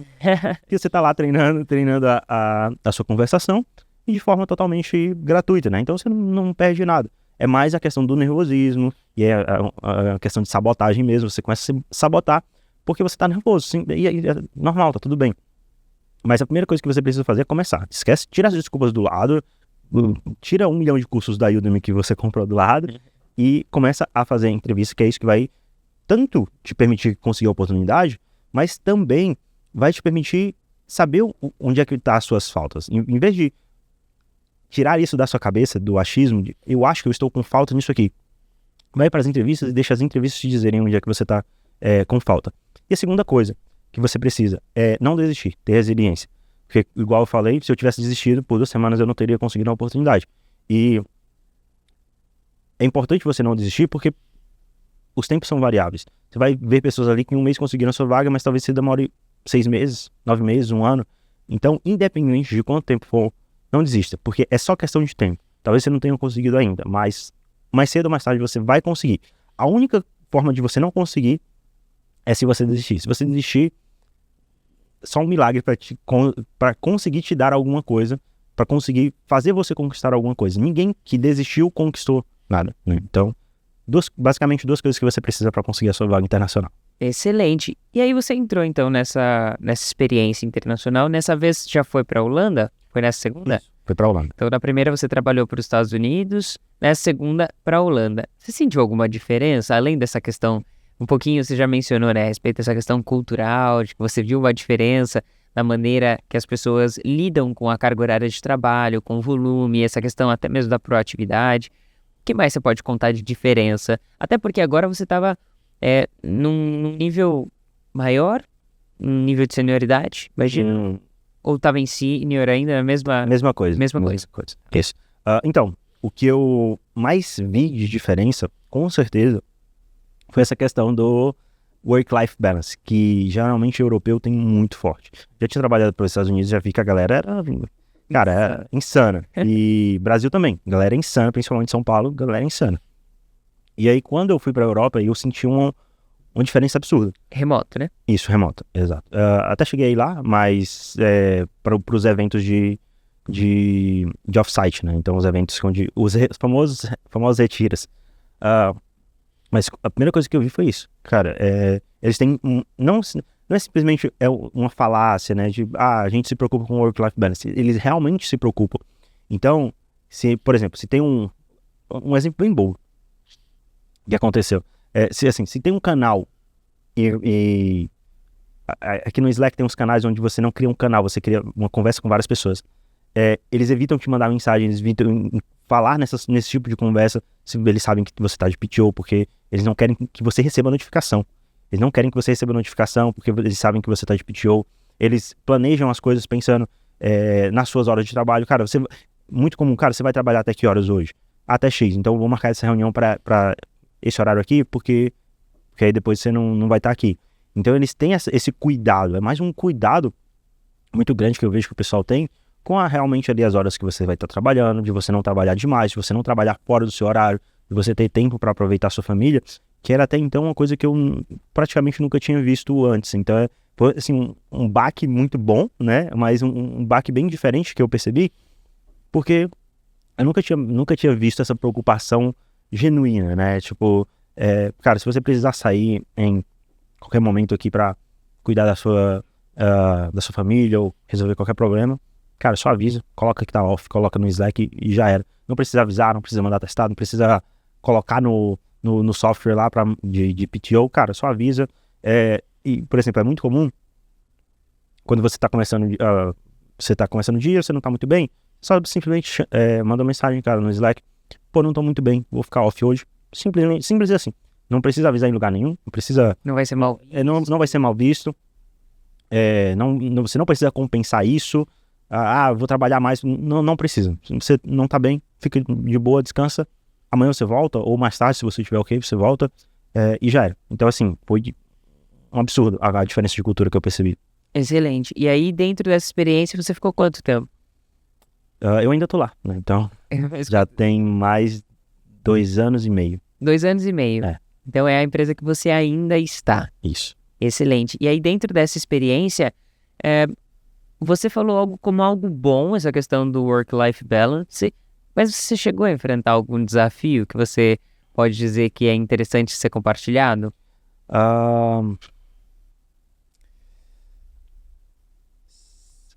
Desafio que se fala, perrengue? Tem. A gente gosta de ouvir perrengue aqui nesse podcast. Tá. Tô tentando lembrar aqui, mas assim, um perrengue mesmo assim, valendo.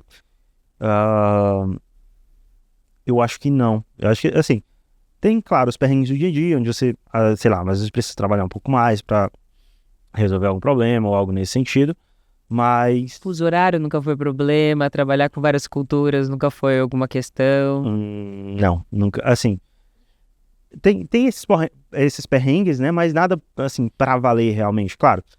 Tem a empresa que eu tô hoje, né, que inclusive eu tô de saída, né, tô de aviso prévio. Olha só, spoiler. Estou vazando. A empresa que eu tô hoje, ela está presente em muitos países, né, então tá na Índia, tá no Brasil, tá na Holanda e tá no Reino Unido também e tá nos Estados Unidos. Então, você tem uma diferença cultural, tem alguns sotaques diferentes. Por exemplo, eu acho muito difícil entender britânico. Então, eu acho um sotaque assim, eles falam muito rápido.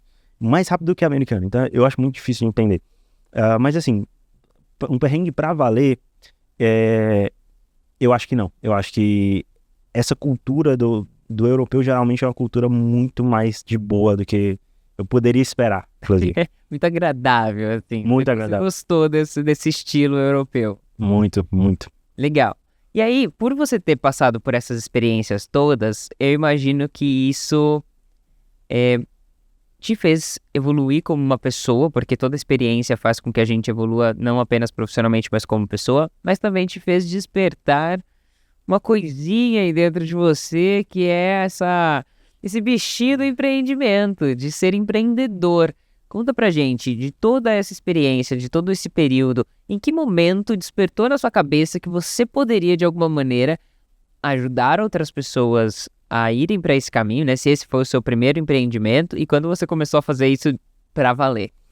Tá, acho que vale a pena mencionar que assim, eu sempre quis empreender, de alguma forma. Sempre quis? Já era algo que... Sempre me chamou muita atenção, eu sempre tive esse desejo desde quando eu tava lá na fábrica de castanhas, lá no começo. Cara, eu quero empreender. Só que qual era o problema? Eu tinha 18 anos naquela época. Com 18 anos eu não sabia fazer nada, né? Eu não era bom em nada. Normal pra uma pessoa de 18 anos, né? Não era expert em nada. Então, cara, eu vou fazer o quê? Vou empreender no quê se eu não sei fazer nada? Então, o que eu fiz? Eu pensei, cara, deixa eu seguir carreira, vou arrumar um trabalho normal, depois eu penso nisso. Essa era mais ou menos a minha ideia. E o que acontece? Em 2021, mais ou menos 3 anos e meio, eu fundei a Coders, que antigamente era a Coders Club, o próprio nome já diz muito, né? Coders Club, a ideia era realmente ser um clube, ser uma comunidade. Por quê? Como eu disse alguns momentos aqui hoje, eu sempre gostei muito de comunidade. Eu sempre participei muito. Só que tinha uma coisa que estava começando a me irritar nas comunidades de programação, que era a dispersão. O pessoal começava a discutir, a comunidade ela era criada com uma diretriz, mas em algum momento se perdia e o pessoal começava a debater bobagem. Se o Deno ia matar o Node, se tecnologia X era melhor que tecnologia Y, então ficava uma chatice. Assim, claro, eram assuntos relacionados à tecnologia, mas na minha visão eram assuntos que não agregavam em nada no crescimento. Você pode discutir quando você quiser, mas na minha visão, não tinha benefício, você não ganharia algum benefício na sua carreira por estar discutindo se o Deno era melhor que o Node, se o Deno ia matar o Node. Então eu tinha isso para mim. Eu queria fazer uma comunidade, eu queria primeiro estar em uma comunidade de pessoas que discutissem coisas realmente úteis para a carreira. Mesmo que assuntos chatos, porque geralmente acaba sendo isso, um assunto quando a gente fala de crescimento de carreira, é um assunto mais chato. Não é? A gente não está discutindo o Web3 que acabou de sair. Que não tem nenhuma empresa usando, ou sei lá, na época que saiu o Web3. Todo mundo falando de Web3. Mas, cara, não tem nenhuma empresa usando isso. O que eu vou fazer com isso? Então, eu queria focar nos assuntos chatos, mas naqueles assuntos que realmente iam dar algum crescimento de carreira, pudesse proporcionar algum crescimento de carreira. Então, eu queria uma comunidade nessa pegada, mas eu não encontrei nada. Então, por que não eu fundar a minha própria comunidade? E foi isso que eu decidi fazer e fundei a Coders Club, que foi o primeiro nome da marca, né? Em 2021, período de pandemia? Em 2021, durante a pandemia, se eu não me engano. Se eu não estou enganado. Mais ou menos isso. E o que era essa comunidade no começo? Era o quê? Um Slack? Era um Discord? O que era? Basicamente composta essa estrutura da comunidade. Mas era uma comunidade no Discord naquela época e focada em aulas semanais. Então, toda semana a gente trazia alguma aula, só que o principal foco eram assuntos e discussões relacionados à carreira. Coisas que a gente pudesse usar para crescer na carreira, para sair de um salário X para um salário 2X, para conseguir realmente crescer, e mesmo que fossem assuntos mais chatos, eu queria só trazer assuntos que pudessem ser úteis para aquela comunidade. Então, esse era o principal guide. Aqui a gente só fala de coisas úteis. Só fala de coisas que realmente a gente pode usar para conseguir crescer e conseguir ganhar mais. Então, foi essa a ideia original da comunidade. E aí eu como, né, o fundador, sempre trazia assuntos, eu sempre trazia pessoas que pudessem nos ajudar a comunidade como um todo, nessa ideia de conseguir ganhar mais, conseguir crescer na carreira, conseguir sair de um cargo de júnior para pleno, para sênior, para staff e assim por diante. Então, era esse o principal guide da comunidade. E era uma comunidade gratuita ou as pessoas já tinham algum valor ali para fazer parte? Não, desde o começo ela sempre foi uma comunidade, porque ela rodava como uma empresa, né? Não era simplesmente uma comunidade. A gente tinha toda uma estrutura de empresa para aquilo e a gente sempre cobrou, até porque o fato de você cobrar também coloca uma percepção diferente, né? Não simplesmente atrai todo mundo, é realmente quem está interessado e quem vê algum valor naquilo. A gente não queria ter 1 milhão de pessoas, a gente queria ter poucas pessoas, mas que estivessem realmente compradas com a nossa visão. Então, pelo visto, a ideia foi realmente focada nas pessoas evoluírem na sua carreira, conseguirem ganhar mais, terem um desempenho, uma performance melhor. E quando que isso se conectou, de fato, com a questão... Porque eu imagino que nessa época você estava trabalhando para o Brasil. Não, nessa época eu estava trabalhando para a empresa da Califórnia. Da Califórnia, Isso. Antes de você voltar para o Brasil. Isso. E aí, como que isso se conectou, então, com o trabalho remoto, com o trabalho na gringa? Como que você direcionou o seu negócio, né? Já falando mais de negócio mesmo, né? Quando que você entendeu que a estratégia de focar em desenvolver as pessoas para ser um dev na gringa realmente se tornou o foco da estratégia da empresa? Tá, eu comecei a abordar, assim, qual era a minha ideia, tá? Principalmente com a Coders Club na época que ela foi criada. Era trazer conteúdos, trazer informações de coisas que eu estava aprendendo, né? Para que fossem úteis para o restante da comunidade. E todo mundo da comunidade fazia a mesma coisa. Então, quando eu estava aqui no Brasil, né, em certo momento, e resolvi voltar para o mercado internacional, eu comecei a compartilhar isso. Olha, pessoal, estou voltando para o mercado internacional, vou fazer assim, compartilhei toda a minha jornada, inclusive. Antes de conseguir a vaga, galera, estou fazendo entrevista desse jeito aqui, até conseguir a minha oportunidade. E compartilhando ali ongoing, né? Ongoing, exatamente. As coisas iam acontecendo, exatamente. Você ia mostrando a realidade desse processo. Exatamente. E aí o que eu percebi? Que quando eu trazia assuntos relacionados ao trabalho internacional, o interesse era muito maior. Muitas mais pessoas participavam, muitas mais pessoas queriam se tornar membros da comunidade para consumir esse conteúdo do que em relação a conteúdos normais. E aí até falando de empreendedorismo, foi aí que eu comecei a entender sobre Product Market Fit. Eu comecei a ver que tinha um subproduto ali que tinha muito mais fit com as pessoas que me seguiam, as pessoas que me acompanhavam, e que fazia sentido eu focar nesse produto porque ele tinha um fit muito melhor. E aí foi quando primeiro eu separei o produto, Então eu tirei o produto da comunidade, criei um produto separado só sobre o mercado internacional. E novamente eu vi que o fit, né, o PMF, o Product Market Fit desse produto foi muito interessante.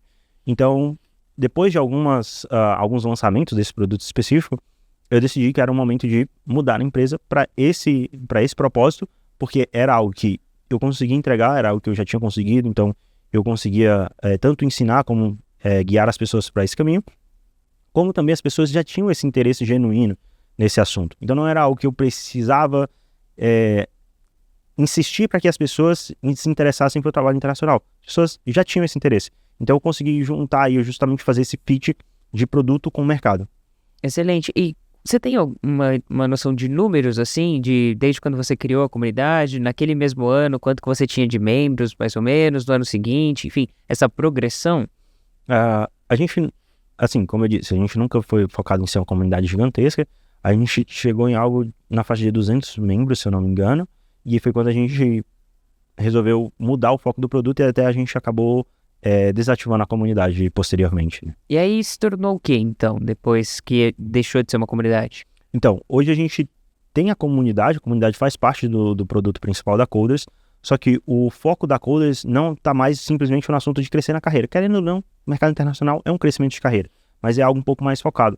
Então a gente mudou todo o posicionamento da empresa para que a gente trabalhasse justamente nessa ideia de mercado internacional, porque, como eu disse, a gente viu que tinha um PMF melhor, e a comunidade agora que existe, né, que continua hoje com mais de 1.000 pessoas, ela existe com esse propósito um pouco mais nichado.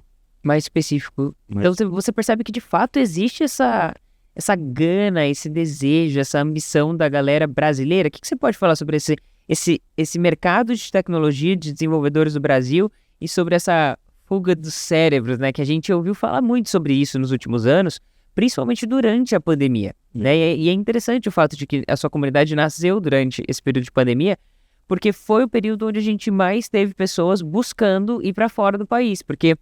E aí eu quero muito ouvir a sua percepção como uma pessoa que não apenas trabalhou para fora do país, mas como criou uma empresa para poder ajudar as pessoas a saírem do país, né?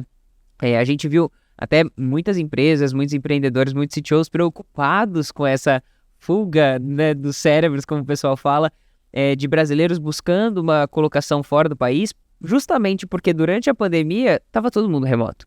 Então, muitos devs que talvez não tinham a menor percepção de que isso poderia acontecer, como você comentou, né? Poxa, eu nem imaginava, ou eu tinha isso como guardadinho dentro de mim, mas talvez não era para mim, né? Mas talvez, meu inglês, mas enfim, várias objeções, várias procrastinações que a gente vai fazendo, deixando para depois, por mais que a gente saiba que é uma possibilidade, por mais que a gente conheça alguém. Então, como que você enxerga, assim, essa demanda dos próprios desenvolvedores, deles enxergarem um horizonte, uma possibilidade de trabalhar para fora do país? Bacana. Acho que a primeira coisa que vale a gente comentar é que, assim, a pandemia, nessa questão de mercado, ela foi boa para o mercado. Por quê? Ela abriu muitas portas. Então, antes, muitas empresas que nunca se abriram ao remoto tiveram que ir, mesmo que obrigadas, né? Então, isso abriu muitas portas para que empresas que antes só contratavam presencial começassem a contratar pessoas remotamente e passou a importar menos a localidade com que essas pessoas estavam. Então, tem muitas empresas que usam disso, e eu particularmente não acho isso errado, mas usam isso para pagar menos. Então, ela pode, pagar $200 mil para um desenvolvedor aqui, ou ela pode pagar 100 para um desenvolvedor no Brasil. Por que não, né? 80 para um desenvolvedor no Brasil. $80 mil para um desenvolvedor no Brasil vai ser mais ou menos R$35 mil por mês. É bom para o desenvolvedor no Brasil, é bom para a empresa, é bom para todo mundo. Então, tem empresas que utilizam começaram a utilizar dessa abordagem para também economizar, e tem empresas também que se importam muito menos com o valor, que pagam o valor local de sede, né, do local onde elas estão sediadas, para desenvolvedores indiferentemente de onde eles estejam, né? Só que qual o grande ponto é que, primeiro, a pandemia ela abriu muitas portas, mas isso já se normalizou. Então, eu vejo muita gente comparando, o momento da pandemia teve um grande boom de vagas remotas e não sei o quê. Cara, sim, mas isso se normalizou. Não é que agora não tenha, é que não está como estava na pandemia e não vai voltar a ser como estava na pandemia. Era exacerbado, né? Era ridículo, era assim, era absurdo, era quase um assédio de recrutadores para os desenvolvedores. E assim, não adianta comparar com esse momento da pandemia, porque é um momento de uma pandemia global, né? Se você comparar qualquer coisa com esse período, vai estar diferente. É tanto que todas as empresas de tech, por exemplo, o Zoom, cresceram um absurdo, né, nesse momento da pandemia. Até mesmo na bolsa, tipo... Exatamente na bolsa que eu tô falando. E só que agora eles voltaram. Não é que eles quebraram, não é que eles voltaram pro normal deles. Então, cuidado ao comparar o momento atual que a gente está com o momento da pandemia, porque é outro momento. Acho que o mais correto seria comparar com o momento pré-pandemia. Porque o momento pré-pandemia é onde a gente realmente tinha bem menos oportunidades remotas disponíveis do que é hoje. Veio a pandemia, abriu portas, normalizou e a gente acabou mantendo muitas portas abertas. Então, a gente está melhor do que estava antes da pandemia. Legal. Claro, mas a gente nunca vai voltar a estar como estava na pandemia, porque, né, foi um momento completamente caótico, né? Agora, sobre a questão dos desenvolvedores, eu acho que a primeira coisa é que hoje tem muitos desenvolvedores no mercado internacional. Então isso aí mostra uma possibilidade muito grande para quem ainda não foi.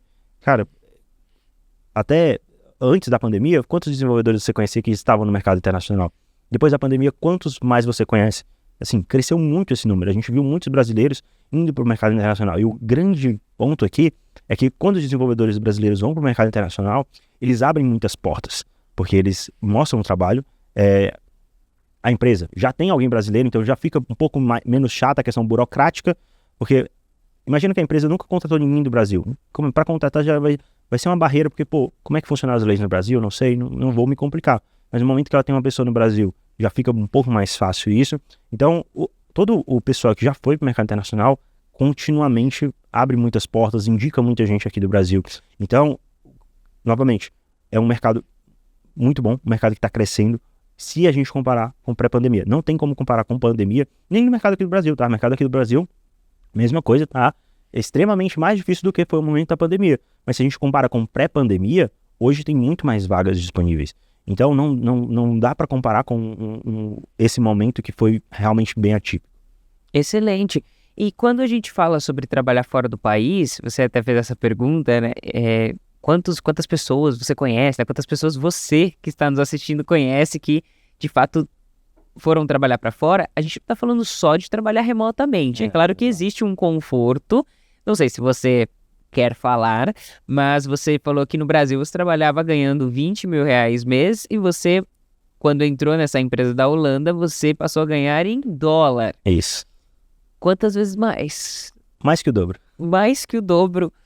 Olha só, a gente está falando de uma pessoa trabalhando, morando em Fortaleza, trabalhando para fora do país, ou seja, se você trabalhasse para São Paulo, que já tem um custo de vida muito maior, já seria um custo-benefício, vamos dizer assim. Sim. Certo? Uhum. Salário de São Paulo, por exemplo, morando numa cidade que o custo de vida é menor. Quando a gente fala de você morando numa cidade que o custo de vida para o Brasil já é menor e ganhando em dólar, em euro, ganhando muito mais, a gente está falando de uma vida confortável.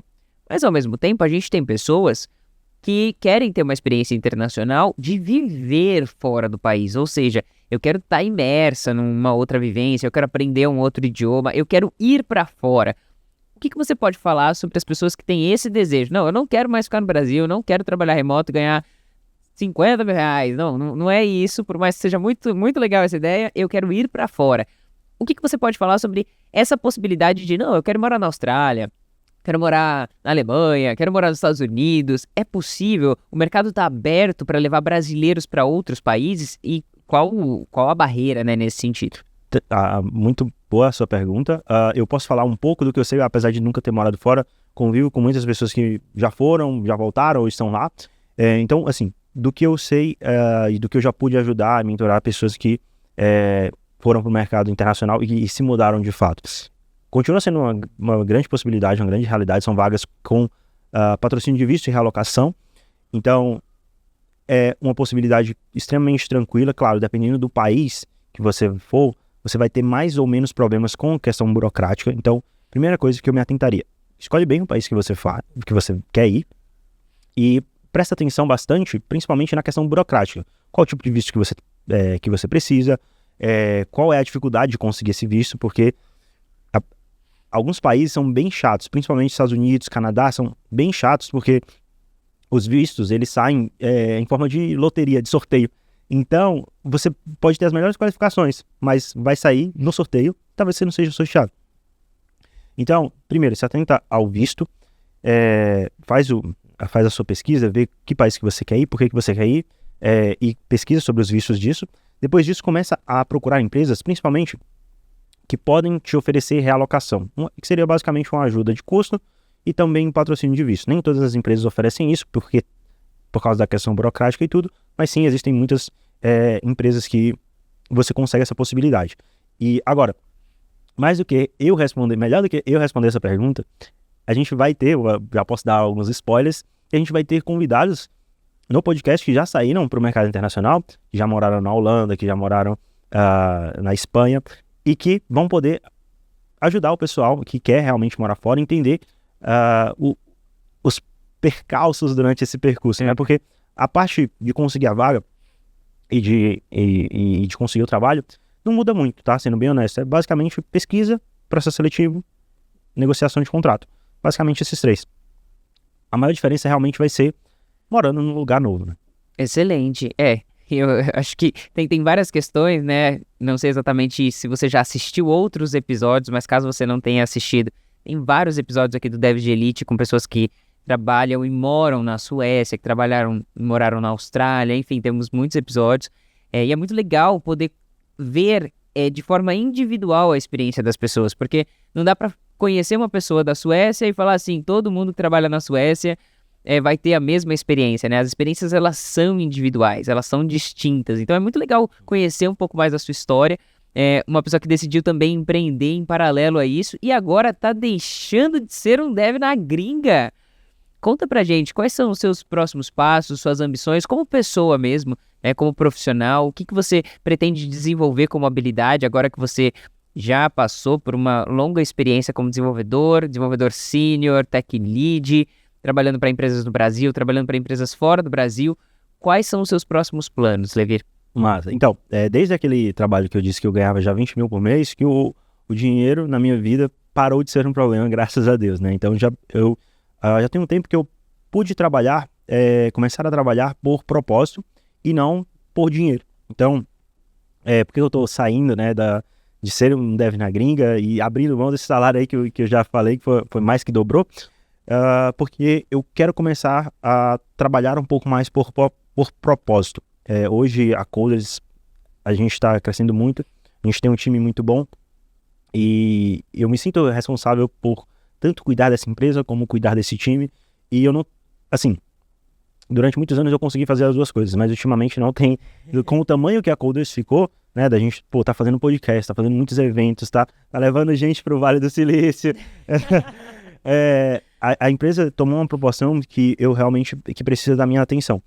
E por isso eu tô saindo dessa empresa da Holanda, vou focar na Coders e quero continuar trabalhando pelo propósito que a Coders se tornou, que a Coders assumiu, né, que é principalmente levar cada vez mais desenvolvedores para o mercado internacional, mudar a vida, transformar a vida de cada vez mais pessoas. Eu fico extremamente feliz. Hoje uma das coisas que mais me deixa feliz não é nem o salário que eu ganho hoje, o agradecimento que eu recebo das pessoas, assim como eu recebi lá atrás, obrigado, consegui uma vaga melhor, recebo até hoje, todo dia, mentorados e alunos falando, cara, consegui minha vaga, vou ganhar agora 30, 40, 50 mil, vou mudar a realidade da minha família, vou pagar minhas dívidas, que o crédito, o cheque especial tá atrasado, não sei o quê. Então, assim, isso constantemente eu recebo esse tipo de mensagem, né? Tava até falando com ontem que se tornou CTO, um mentorado que se tornou CTO em uma empresa de Londres. Só de equity ele vai ganhar alguns milhões aí. Então, eu comecei a entender que o trabalho pelo propósito é o que mais tá me motivando nesse momento. E conseguir levar as pessoas a chegarem nesse ponto, né? Eu gosto muito de dizer que eu acredito que a gente trabalha uma vida toda para chegar num ponto onde a gente possa escolher com quem a gente trabalha, no que a gente trabalha, qual projeto, né, em qual momento, em qual local, em termos de geografia que nós queremos estar. Então, conseguir ajudar as pessoas a chegarem nesse ponto deve ser extremamente satisfatório, né? Exato. E também imagino que as pessoas que você foi conhecendo ao longo desse tempo, né? Por exemplo, a gente, apesar de não ter trabalhado junto na Rocket, né? Você saiu e um pouquinho depois eu entrei lá na Rocket.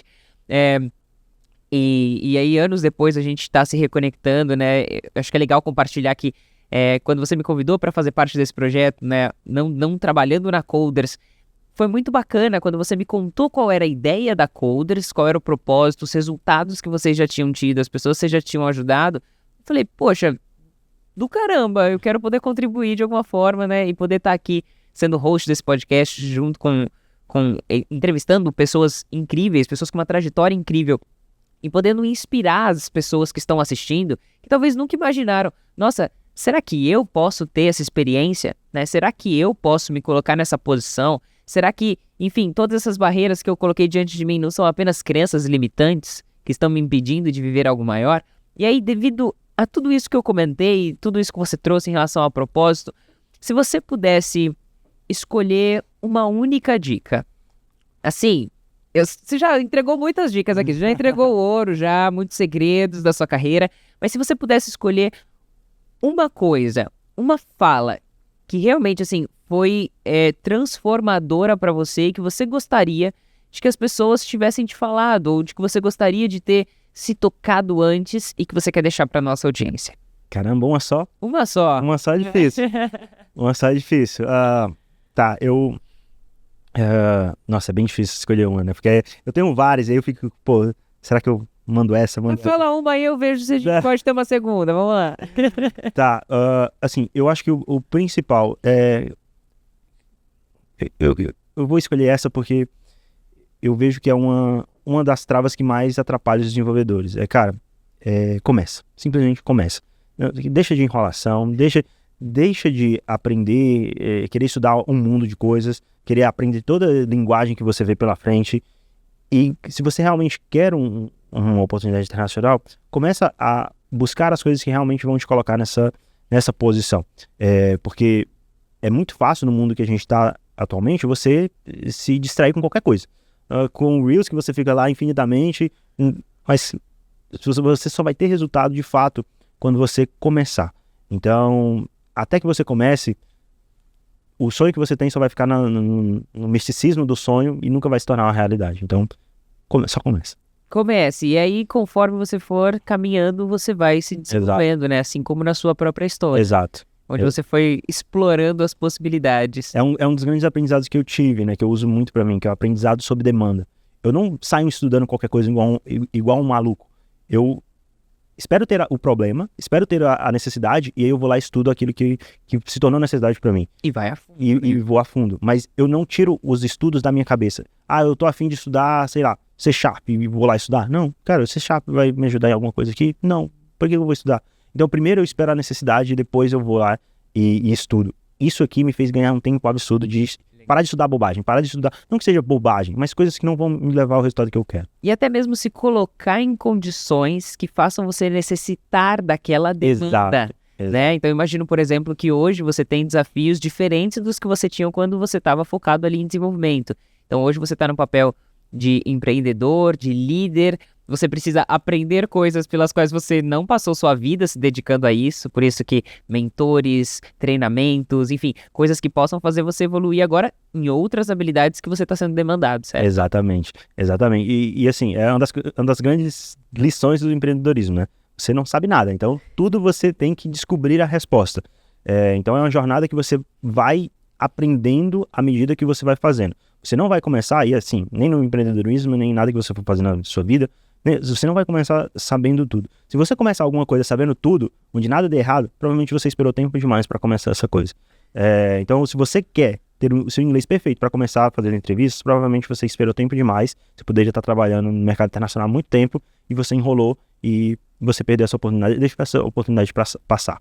Então, o aprendizado sob demanda, esperar ter a necessidade, esperar ter aquela dificuldade para estudar alguma coisa, é algo que maximizou muito, principalmente, não perder tempo estudando coisas que eu não vou usar, porque eu tenho certeza que você deve ter uns 500 cursos na Udemy que você nunca fez, né, Thaís? E é porque é algo comum de desenvolvedor. Compra um monte de curso, cara, eu quero aprender tudo, um milhão de coisas, mas no final das contas realmente não finaliza nenhum, não vai para frente com nenhum. Então, primeiro esperar a necessidade, porque quando você tiver um motivo para aprender aquilo, aí sim você vai realmente, de fato, finalizar. Assim, aí sim, de fato, você vai conseguir dar para aquilo algum uso, do que simplesmente você estudar e nunca poder ter a oportunidade de usar nada do que você estudou. Excelente, Levir, muito bom, prazer conhecer um pouco mais da sua história de forma mais profunda, poder apresentar também para a nossa audiência. Como que as pessoas podem se conectar com você a partir de agora? Massa. Meu Instagram é onde eu mais atuo, né? Que é @c.levi, com R no final, Levir. É onde eu mais estou. LinkedIn, Carlos Levi, com R no final também. São basicamente as redes que eu uso e as redes da Coders. Né? E você é acessível. Se a galera, poxa, fiquei aqui com uma dúvida, quero saber um pouco mais sobre algo que você comentou, eles podem entrar em contato com você. Assim, hoje em dia é muita gente, né? Então, apesar de ser acessível, eu não consigo dar conta de todo mundo, mas eu respondo na medida do que eu conseguir. Excelente, muito bom. Obrigado, Levir, pela sua participação, por compartilhar um pouco com a gente. E você que chegou até esse ponto, olha, você está de parabéns, você provavelmente está muito afim de se desenvolver. E eu acredito que essa é a melhor forma, ouvir o que as outras pessoas tiveram de experiência e perrengue, até pra gente não ter que passar pelos mesmos problemas, né? Então, quanto mais preparado, quanto mais você... E não fica só assistindo, não. Coloque em prática. Não adianta assistir milhares de podcasts, milhares de vídeos, fazer milhares de cursos e não colocar em prática e começar. Então, leva isso com você. Comece. Mesmo que você talvez não esteja totalmente preparado, dê o primeiro passo, porque provavelmente o caminho vai te preparar. Muito obrigado pela sua participação, não deixe de se inscrever no nosso canal, ativar o sininho para receber a notificação dos próximos episódios. Caso você esteja ouvindo em outras plataformas, se inscreva aqui também. Deixa um comentário, o que você achou, o que você mais gostou na história do Levir. Se conecte conosco nas redes sociais e a gente se vê no próximo episódio.